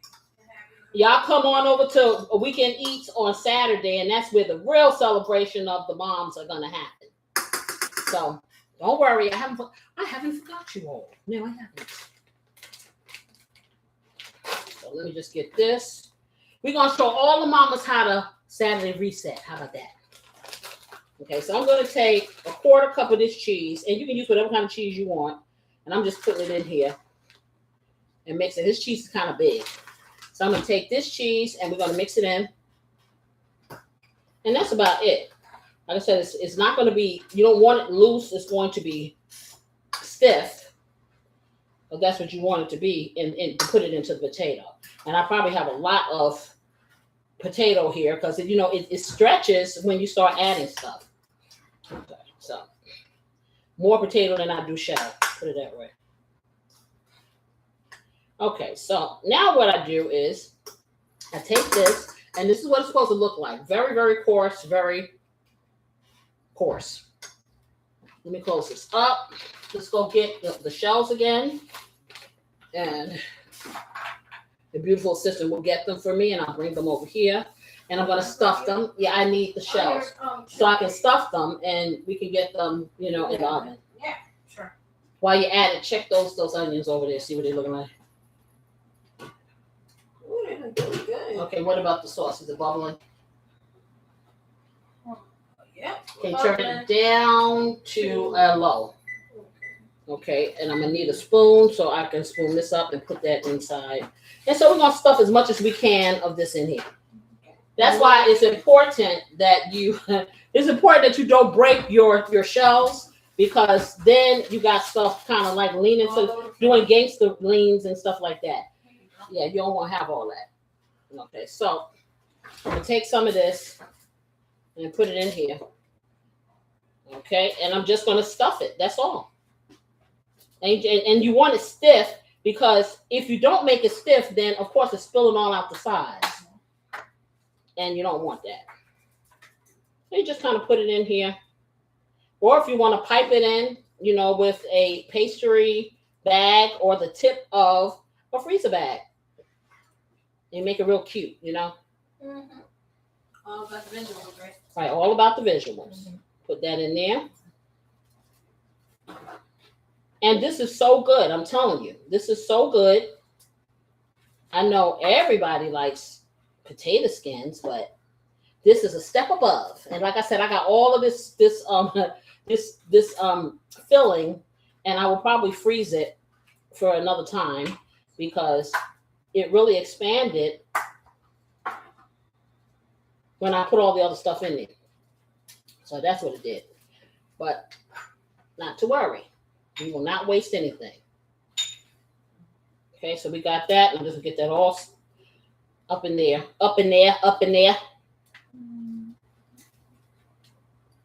Get that like that. And that's going to be your secret side. And this is going to go really good with the sandwich. Get that in there. And then I'm going to sprinkle a little bit of cheese on top. But once I get these all stuffed. So I'm going to do these really quick. I can get them in the oven. And that's that. So for those of you who hung out, this is what you got to see. Yes, you sure did. That was a good thing.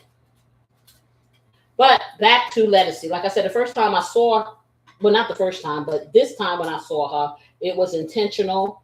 The other two times I saw her, she was the opening act for Shaka Khan and then one for New Edition. And that was many years ago. So I really didn't recognize who she was. I hadn't really listened to her music. But when this woman got on the stage and sang this song, when I tell you the emotions that erupted in my life, that has been one of my favorite songs. However, of course, I'm using it to analyze. So if you look at the song for the way that it was written, it is someone who has found the right love, given the right way, and this is what they have been searching for forever. And it's to the point where it's such of a good love and a healthy love that she is willing to do anything for this person at this time. Now, that's beautiful. Or it can be cringy. Of course, I'm gonna take it to the or of course, me, I'm gonna take it to the cringy. Okay, I'm not gonna take it to the cringy, but you have to look at things for all perspectives. Yes, you do. So basically, she's saying if she doesn't exist anymore today, she knows that she has reached the pinnacle of love. Okay, and it's nothing that she wouldn't do for this person. Blase, blase, blase. Okay, which is nice. I ain't hearing nothing about what he's gonna do for her, but maybe he's doing it, and that's why she's just professing all this love. However, it can be to the point of this person is totally defining who you are at this point. That's not a good thing, because you can love someone to death, but you still want to maintain your identity. Mm-hmm. And so it kind of seems like I don't need anything but this. This is the air I breathe. Like almost like obsession. Right. Almost obsessive. Now, I'm not saying that's what it is. Okay. So for all of you Lettucey lovers, and I love her too, and I love this song. Same. Okay. Yeah. I love the song, but I always got to dig deeper. And I'm not saying this is what I don't know if she wrote the song or not, but I'm not saying if this is what she's saying in her life, because everybody's life is different, or the life of the person in the video. Okay, but what I am saying is, you could go there. So what do you guys think? It depending on what you experienced in your life. Okay, you have a lot of people in this world that will do anything to be with somebody, and a lot of times the person doesn't feel the same way. I don't mean that they don't love them, but not to the point where they're going to sacrifice life and liberty and justice and all those things like that, and not breathe unless that person breathes first, and stuff like that, So, when you say stuff like that, you are trying to, I guess when they say stuff like that, they are trying to exemplify or convey just how deep it is. Right. You know what I'm saying? But you got to think about what you're saying. Okay. Level of intensity of love. Right, exactly. I think there are probably some other ways to convey or exemplify the intensity of your love. Like, I can't breathe without you, that song like that. Yeah, I'm gonna breathe. You need to know. I'm gonna breathe a lot. I'm gonna breathe a lot. I'm gonna breathe a lot. Yeah, because okay. Doesn't mean and I love you, but that doesn't mean I'm not gonna think about me. And so I don't want people to get that impression, because sometimes, people take things literally, and some people kind of pattern their lives after the songs they hear and, things like that, and it's very easy to do, because a lot of times the words get in the way and people do not know how to express themselves, and music is a big way to express. I'm not saying it's a bad thing. I'm just saying, think about sometimes when you say stuff. Yeah. Okay. But anyway, I'm going to err on the fact I used it all. I'm going to err on the fact that this is the love of her life, and this has been the best thing that ever happened, and she's just overwhelmed. She's overwhelmed, and yeah. But don't get lost. That is what I'm saying. Don't get lost. So, can the right relationship teach you how to love? That's a question. I think if it's the right relationship and you're willing to do the work for it, yes. And see, we keep coming back to willing to do the work. I don't want anybody to think that because it's beautiful that there won't be work involved, because there will be. It's always going to be work. You can't get away from it. Sorry. So what we're gonna do now, if you see, I've stuffed all of these, and we're gonna get them in the oven and let it warm up. Then we're gonna put our cheese on top because we don't want the cheese to burn. Okay, so beautiful sister can get this in our oven. Yep, give me 1 second. So get them, and we're just gonna let it brown, and then we're gonna put a layer of cheese on top, and they'll be ready. Maybe 5 minutes. Probably 10 minutes. Yeah, 7 to 10. Okay, let's do 7. Okay, make sure it's centered. It is centered. Okay. All right. So we're gonna make sure it's centered. It is centered. I'm gonna go over here and check my sauce. Let's do 7. And we're gonna get our bread out because our bread needs to be toasted. It's under there. And a little butter on it. I want mine buttered. I don't know about y'all. Okay. I know I put butter on everything, y'all, but you know what? Butter makes all things better. Hey, you know it. You know it. So let's see what this looks like. I need my big fork, my big girl fork. And this is over here. I need to get more of these. I like them. Yeah. Wipe that off over here. And get that all wiped off. And come over here and check the onions and check the sauce. And we got the skillet because we're going to heat our meat up again a little. Oh, see, this is perfect. Those onions are just where you want them to be. They got a nice little crunch to them. They're good. Let me take that out so I can get some of the, because liquid, you know, has condensation. So we want to get them nice and dry. So let's take them up a notch. And let me look at the sauce and see if the butter has melted. Butter has melted. Butter has melted. Butter has landed. Okay, so we get that. Let's tint this. I want to get my sauce over here. Because now what I'm going to do is thicken it up a little bit after I make sure it's seasoned. And I'm going to use a little bit of cornstarch to do that. Reason why I'm using cornstarch instead of flour will make it a little heavier than I want it to be. So I don't want to do that. So I'm going to get a little bit of cornstarch, 1 cup. You know what? Jerome said something. What did he say? He said love can be all one-sided and manipulation can come into play. Oh, yeah. That is true. Oh, Depends yeah. on the intention of the people involved. Oh, yeah. You got that right, buddy. Okay, so I'm getting this meat and I'm putting it back in here because I'm going to warm it up because we don't want cold sandwiches. And that's why I said I didn't want to overcook it because I knew I was going to heat it a little. Let me just spread it out with the top on it. Let me get some more of this lovely juices in there. Let me get this over here. He's absolutely right. You know, and again, that's why even though you may be all into something, you still have to think with your head. Because you never know if the other party is just as invested as you are. You never know. And so you always have to proceed with caution. That doesn't mean paranoia. That means caution. And just be a little level-headed. That's what I say. All right. Okay, that's perfect. It has done its duty. Okay, let me get this over here.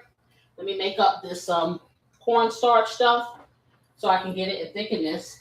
And then we can get this.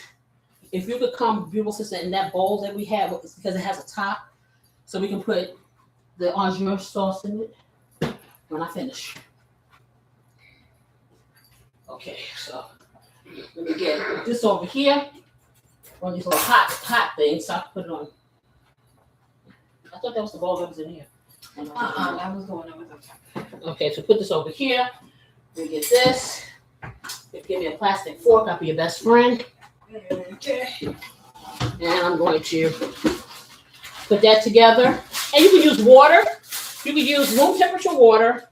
I'm going to use room temperature beef broth. Okay. And have it. Now, at this point, for the sauce, people will tell you to put it in the fridge, and all the little stuff you see there will rise to the top and just scoop it off. I ain't doing that because I want all that. But you can do that if you want to make it smooth, like a traditional au jus sauce is. I never want to do things the same way. You know me. Where is the Splenda? We don't have it in. It's on the counter right there. Okay. Right here, I got it. Okay. So I'm just going to hit it with a little bit of my sweetener. You can hit it with a little bit of your sugar or whatever sweetener you have. Just one drop. That's it. It's not going to make it sweet, but it's going to balance the flavors. Okay. That's good. So now, and like I said, right now you can take this, sit in the fridge for about 10 minutes. All of any fats or anything will rise to the top, and just scrape it off, and you make it the traditional way. I don't need all that.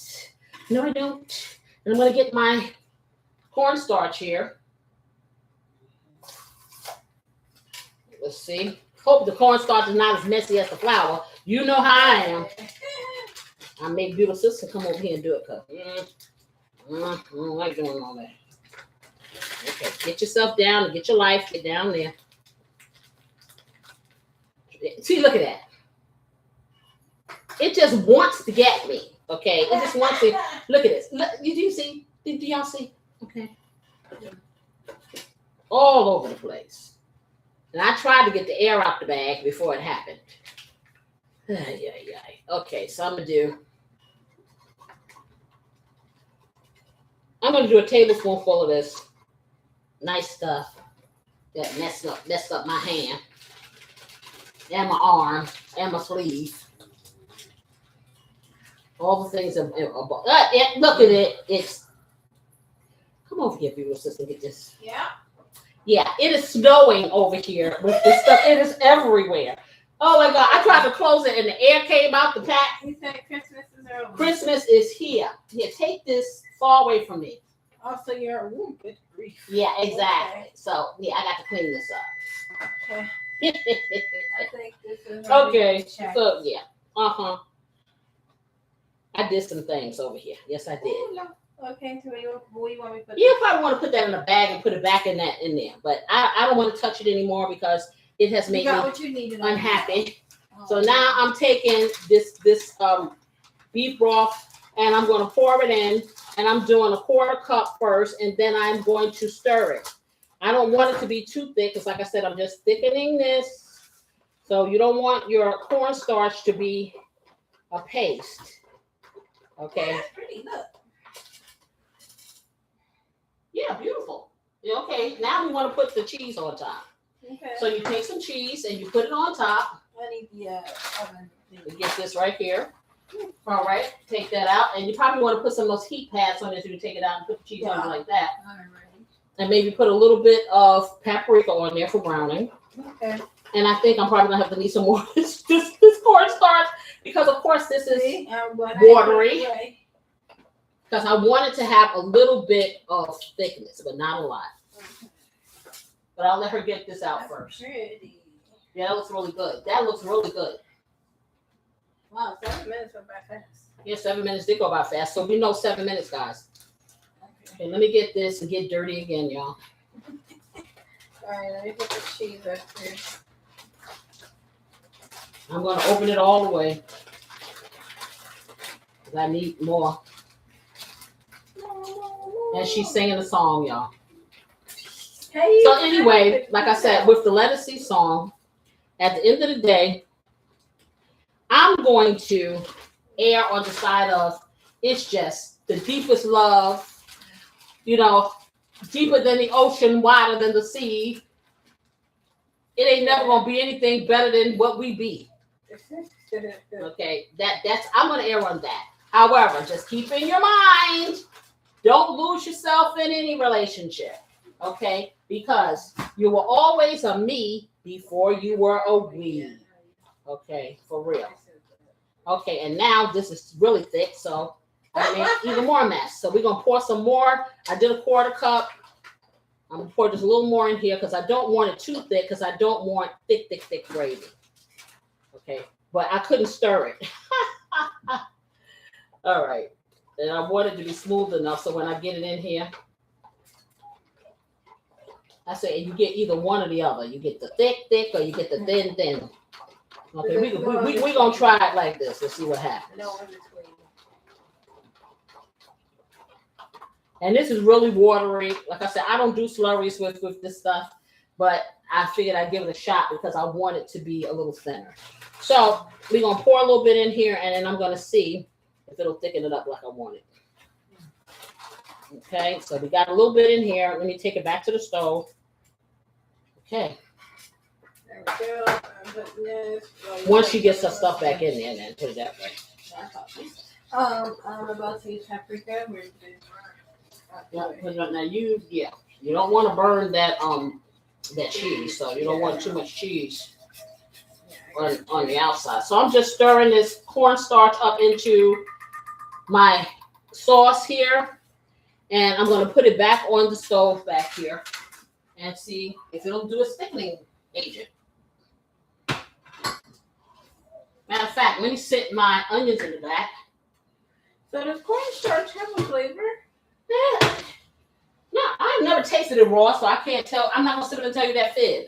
Okay, but it probably doesn't taste good when it's not cooked. Let me get that for a second. Probably doesn't taste that good when it's not cooked. That's what I'm saying. I'm thinking. But I can taste it and find out. I can try it out. No, I'm not going to be the guinea pig. No, I'm about to say, go ahead. Okay, let's take this down. When you're done with that, may I? Okay, to a 4. I need my top for this. Then put that over here. And then you can get yourself in where you need to go. This is tight. Come loose. Okay. All right, she's going to stick it in, and she's going to melt the cheese. Yeah, I'll put it in for 5 minutes this time. And she's going to put it in for 5 minutes, y'all.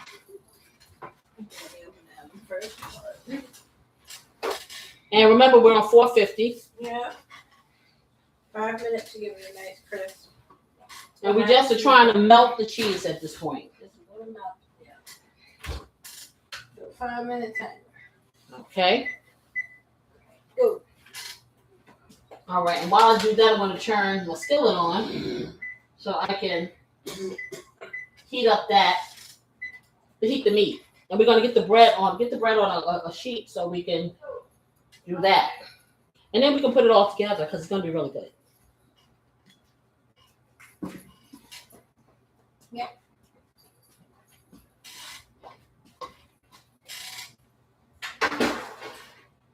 Now, you don't have, I suggest toasting the bread because that's going to fortify it even more because you're going to be dipping it if you want to dip. If you don't want to dip, then you don't have to. But if you want to dip, and I'm telling you, you're going to want to dip, you want to do it like that. Okay, so let me check my sauce and see where we're at. Okay, I'm bringing it up some because I want it to come to a rapid boil. And what she's doing is she's lining a cookie sheet with some foil and some parchment paper. And she just toasts the bread a little, not a lot. And you, at this point, you can make it, put the garlic butter on it if you want. If you want to do that. Or you can just put a little bit of butter on it and toast it or not. Okay, I took it up to 8 and it started getting angry. So let me take it back down. Perfect. See, I did it right.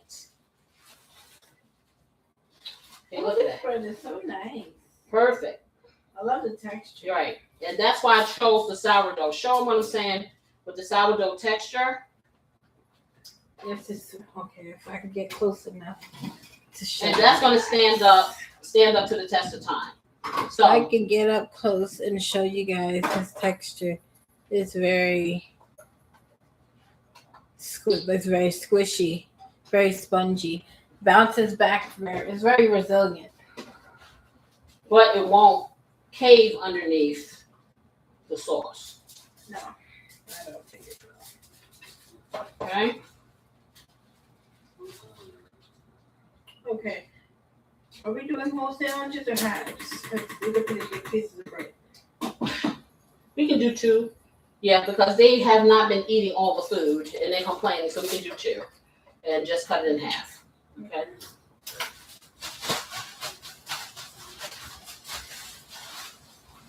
I'll take this down to a low. Okay, and bring this up so it can heat up. Okay, better check your potatoes. Because like I said, it won't take but a second. Yeah. See, there you go. Right there. Oh, whatever you're for. Ooh, yes. Can I get that? Thank you. All right. So I guess this is going straight in. Yeah, you want to lay that last one flat so it'll toast properly. Okay. We'll do. Move that out of the way. All right. About to swap this to broil. Okay. Now let everybody see what's going on with that. Do y'all see the beautiful melt, the color? That it when you bite into that, you're gonna love it.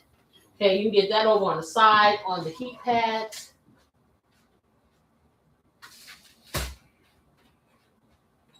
Okay. And that's going to be a flash. We're going to put this a flash inside the broiler because we don't want it to. We want it to be lightly toasted. Now, if you have butter and stuff on it, of course, it's going to take a little bit more toasting. But I'm not putting anything on. It's just going to be like this because I want it to be very, very stable when you are dipping. And so we're only going to do 4 pieces because this bread is so big. That bread. And we're going to cut it in half. I'm excited. It is pretty big. Okay, so what's going on with my pot? Because I want to transfer that over. What, this one? Yeah. Taste that. Tell me what you think. And then I'll transfer it into here.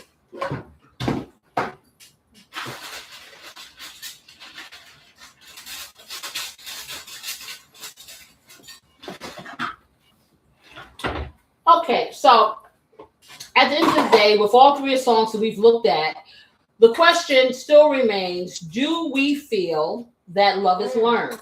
Yes, that's delicious. Okay, I think that love is learned. Okay, as a matter of fact, I'm positive that love is learned. And if it's not what you want it to be, it can be unlearned. Right. And redirected. It can be. Yes, it can. I agree with that. Just like you can learn to love this. Well, you don't have to learn to love this sandwich because That's gonna become natural. okay, is that heating? Because it looks like it's Yeah, steaming up. I hear sizzling. Yeah, see. Okay, that's good. I might want to move it around a little. I don't want to get scorched. It's a Little spoon. spoon over there.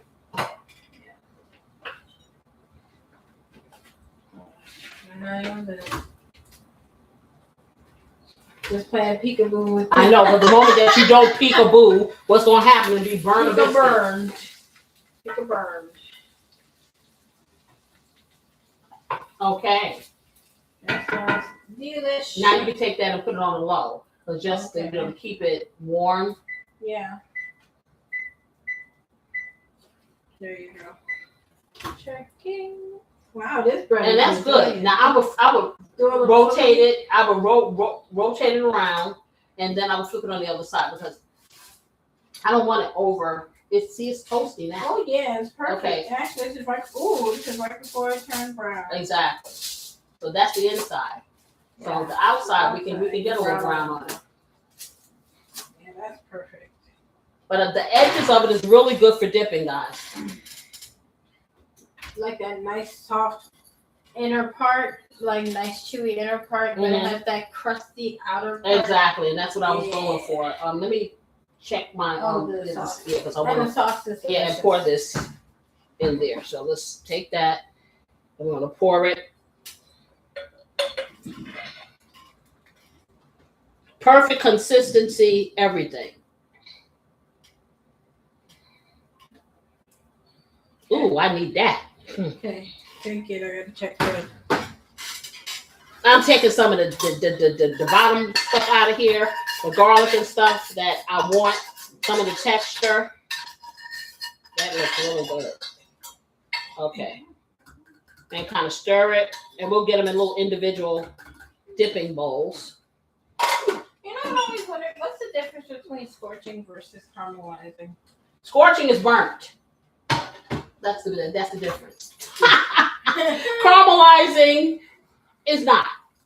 Okay. Okay, now I'm going to show you guys this delicious my Casey style. Okay, now you see it's thick enough, it's translucent, but it's not really runny. So this is what the sauce usually is, like really loose, where this has a little texture. This also has our garlic and all of those different little things in it. Now, if you want to make it smooth, like I said, you can run it through a food processor at this point if you want to get all the little nibbly bits and stuff that I got.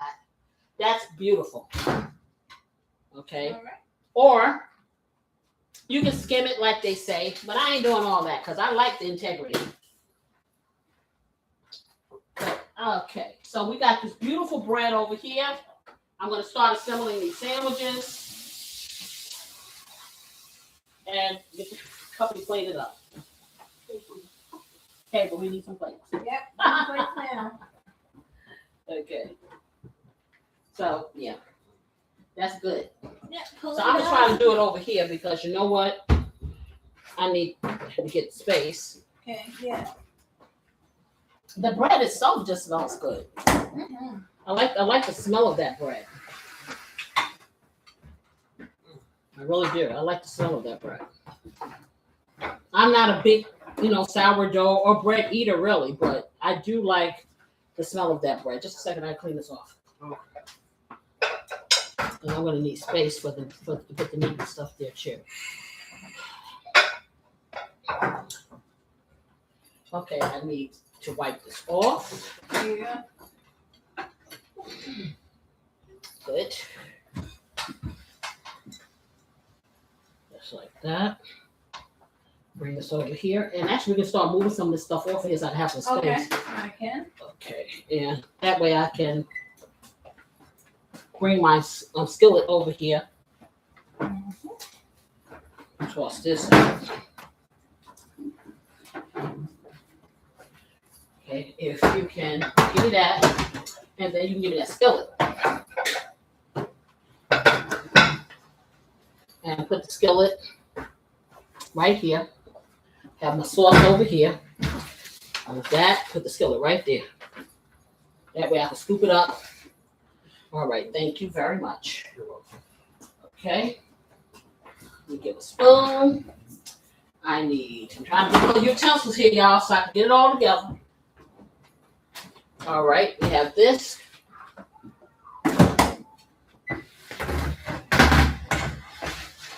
We get our sandwiches together. Okay, and I guess you can hand me the stuff that I need. Yeah, I sure can. Okay, so we're going to start with these first two pieces of bread. Probably should have got ones that matched. Okay, we're going to get these pieces of bread. And we're doing 2 sandwiches because it's going to end up being 4. You see how big this bread is. I don't think that one person can eat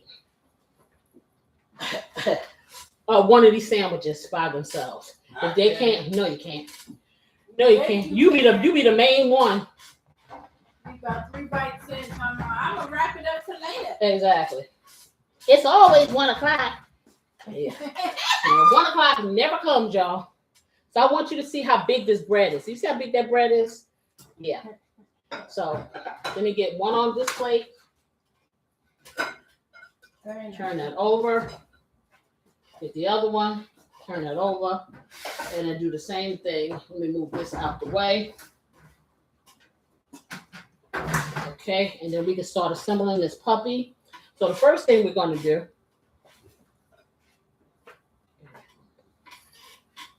The first thing I'm going to do is find my fork again. Okay. We get my fork out the way. Over here. Because that fork is really important in the grand scheme of things, y'all.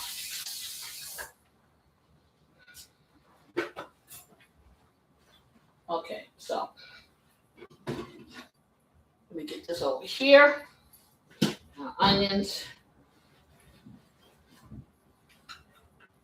And that'll be that. All right.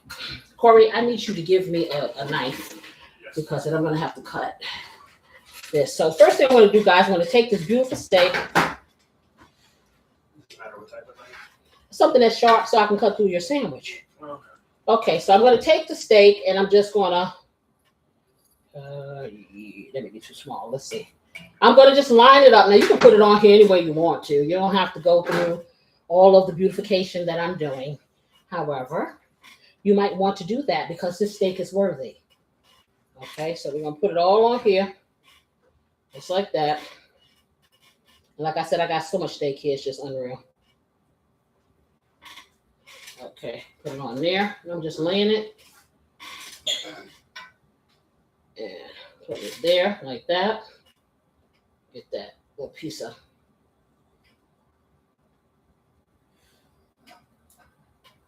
Okay, off of there. I'm trying to stack it, y'all, because we are sharing. Yeah, I think that's enough. That's a lot of meat. Okay, let's do the other one. I might also do both of them while we're at it. Get the teeny tiny one for me and beautiful assistant. Okay. I'm going to get that up here. And here. And there. Okay. And I'm just getting them all on top of each other. Okay. A little bit. This one little piece right there. Okay. All right. So got that done. So we got the meat on. And you want to, like I said, you want to build your sandwiches a certain way so they have certain flavor. So you got that on. Now what I'm going to do is I am going to get the cheese. So the cheese is pepper jack. So let me get the pepper jack.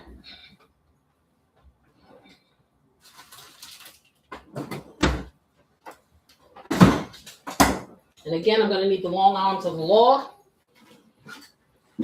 to stick this in the nuka for me. Now you can put it in the oven if you want to. But we're going to stick it in the microwave and just melt the cheese.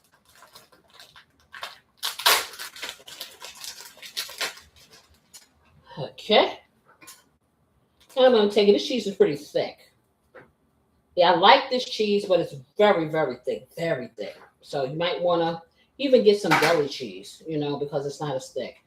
And I'm just going to cut this in half. And this cheese is very thick. Okay, and I'm going to just put it here like that, and like that, and like that, and like that. All right, so all I need you to do, sir, is to take this, stick it in the microwave, put it on half the power, so on 5, on 1, and just let it slightly melt. And I'll put the other cheese on the other one so it'll be ready to go in. And it's real thick. This is like the thickness of 2 slices of cheese. So it's like four slices of cheese. You said on power. Put it on 5. You see where it says power? Yeah. Okay, now put 1 minute. Okay, so we're going to do that. And that. And that. On the other one. Let me get the rest of this cheese back in the pack.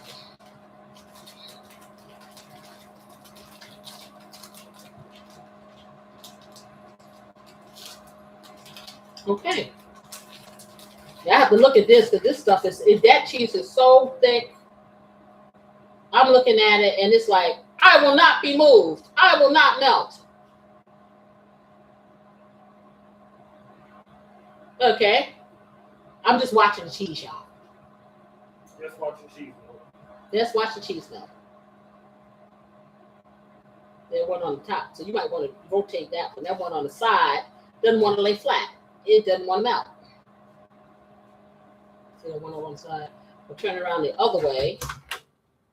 We're positioning the cheese. Yeah, no, turn that around the other way. Yeah. That no, just leave the cheese and put it back in and just turn the plate. Okay, now put it in.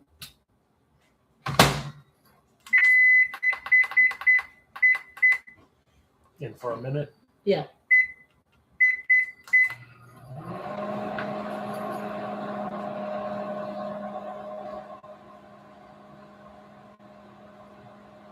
It's almost there. Well, anyway, so we can get this put away. We have our ready. Let me see. I got my nice onions, my sauce. Beautiful sister, you can get us some dipping cups to go on the plate. It'd be nice. Yeah, sure. The bigger ones. I'll take that cheese from you. Okay. You can come get this out now, because it's yeah. It's bubbly goodness. You don't want to overdo it. Okay, so we got the melt going on with the cheese. We're going to get the onions on here. Over here. And if you have a little cup without sauce, you can start dipping some sauce up in there if you want. Okay. Okay, we get the onions on here, nicely seasoned.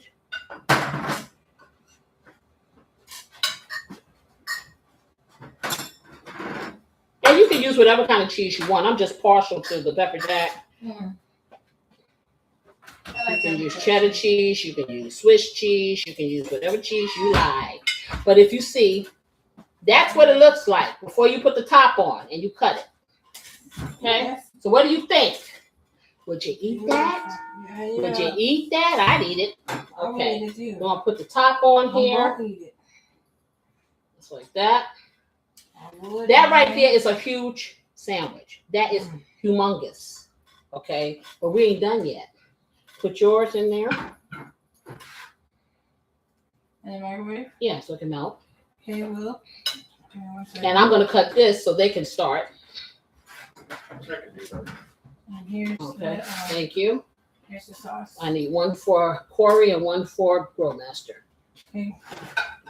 You want to leave the bread on there? Well, Oh, no, give me that. Okay. I'm going to try to cut this big one. It's huge.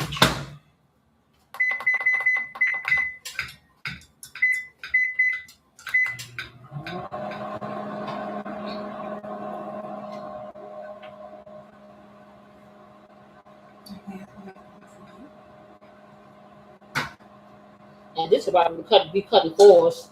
It's so big. That's a big hefty sandwich right there. Yes, it is. That is huge. That is huge. That's that knockout right there. Okay, so, well, Corey, make yourself useful. Go get those potatoes so I can put them on your plate.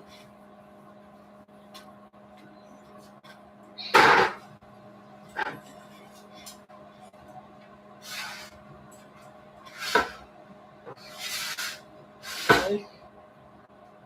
All right, so. Put one right there.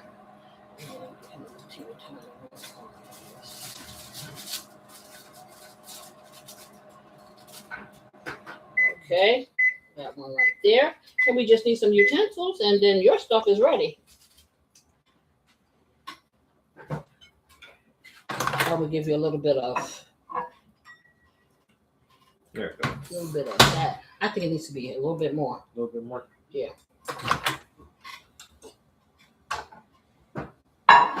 Okay, so this is for the Grill Master, guys. And mind you, this is half a sandwich. Okay, this is Corey's. Get the Grill Master some utensils. And his dipping sauce. Dipping sauce. We forgot the dipping sauce. So dipping sauce. Beautiful. Your dipping sauce, sir? Thank you. Okay, Grill Master. Here you go. How about that You for go. the microwave? Is it melted? A Looks pretty melty to me. That looks pretty melted to me too. Yes, okay. Let us put ours together. Corey, I'm going to move over here so you can taste and tell the people what you're working with. All right.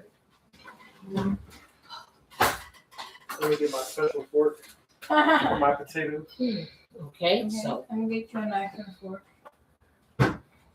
Excuse me.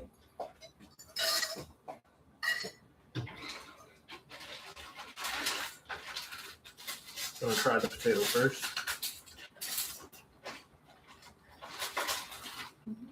It's nice and rich and creamy. Nice and cheesy, how I like it.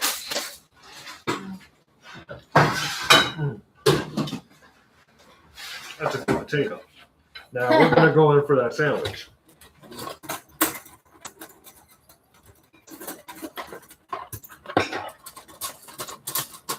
Oh Lord, meat just wanna just fall right out of the sandwich.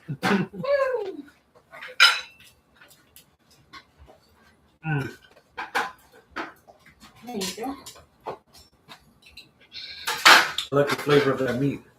Now let's get some of the sauce for this sandwich. Okay, pull your dipping cup up. Let them see the dip.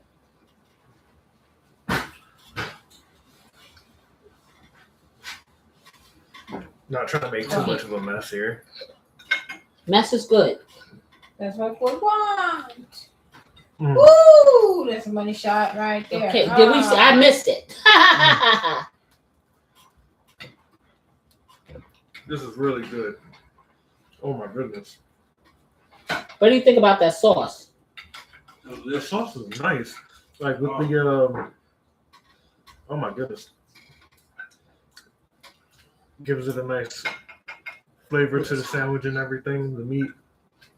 Well, that's gonna be big. That'll be good. The meat is nice and tender, it's juicy. Potatoes. Everything just comes together so wonderfully. Which one would you prefer?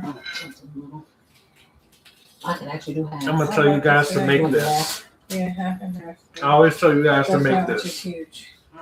But you guys have to make this. Oh yeah. If you don't, you're missing out. Would you mind if I got a little bit of We're doing half and half, me and Sour beautiful cream. assistant. You can do whatever you want. Okay. She got her stuff. She's adding more condiments. I like a little sour cream on mine. It's sour cream in it, remember? Just for the cool sensation. Okay, well, she's doing her thing. When you come over here, move that skillet so you can have a space and you can tell them what you feel. That is a little patient. If not, I'll just leave it for the. Oh, I see. Okay, I'm going to show you again. She got to get hers ready. Yeah. Hey, you said this was ribeye again? This is a ribeye, and I haven't heard anything from you. So, what do you think? Oh my God, He been throwing down. I've been thawing down. This is, oh man, unbelievable. Okay. And here's We know mine. they're not food critics, right? No. They gonna But give that's us just that. how you hold on, but that's how you know the responses are 100% authentic. Nah. Haha. I don't know if you can see. Oh, there it goes.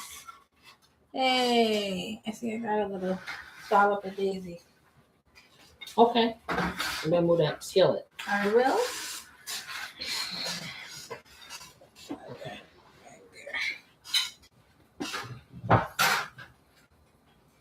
Okay, so first things first. Let's taste this delicious sandwich. I already know the meat is fantastic because I got the pleasure of tasting it early. I guess that's the perk of being the beautiful assistant. This sandwich is piping hot. Ooh. Okay, so I'm gonna dip. Get a good dip in the sauce there. Okay.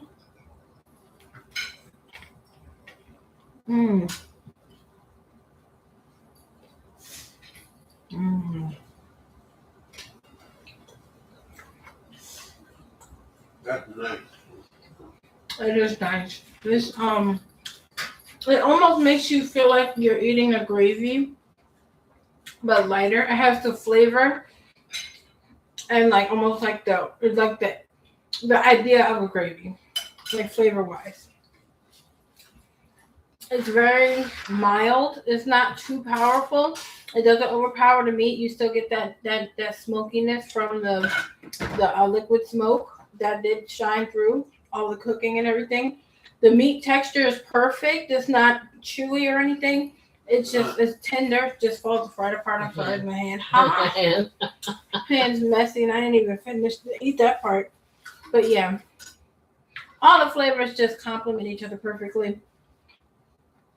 That sauce, I swear, the sandwich is perfect on its own, but it's just taken to a whole new level with the sauce. You want to do the sauce. The sauce really does it. And that the onions, the caramelized onions, everything just works really well together.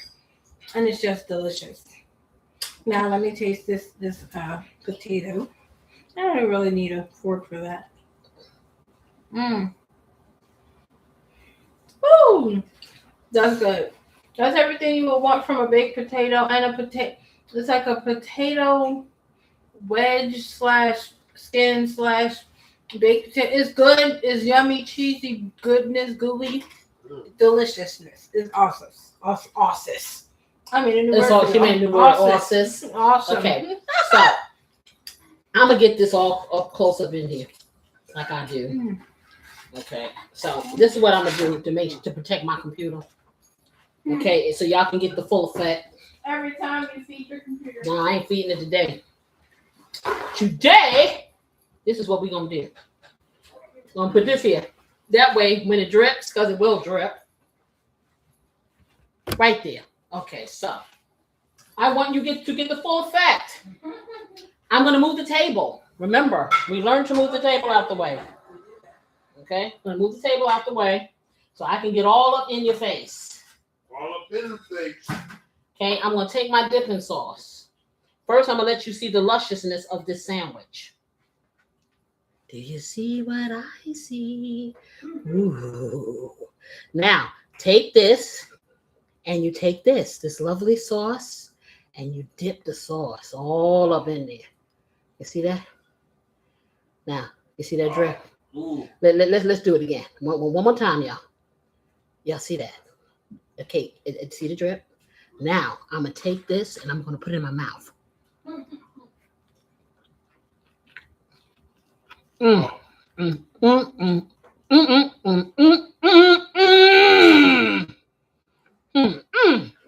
at the cheese pull.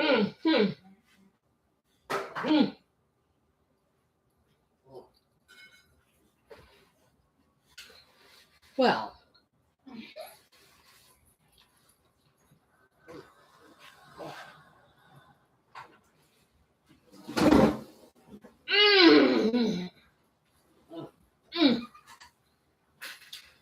yes, to the sauce. That is delicious. If you don't make it, shame on you. Oh, so good. And I'm going to do a beautiful assistant and just take this and go cheers.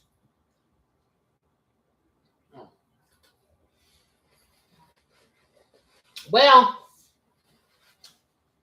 I think we talked enough about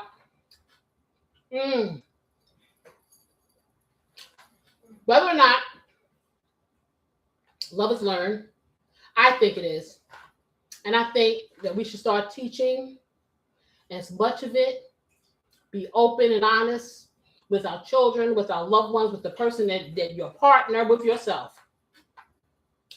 I hope you, whether you are looking for a relationship, whether you're in one, trying to navigate one, trying to keep one, or to have one with yourself, I hope you find your rhythm and your dance. And I'm going to tell you, make this right here. Y'all come on over to Weekend Eats tomorrow. We're going to be showing mothers how to Saturday reset so their week can be easy and so Mother's Day can be light. Most definitely. 7:30 tomorrow night. Be there, be square. And until next time, y'all know what I wish you. Love, peace, and a great rest of your week. I'm gonna eat this. See you later. Bye.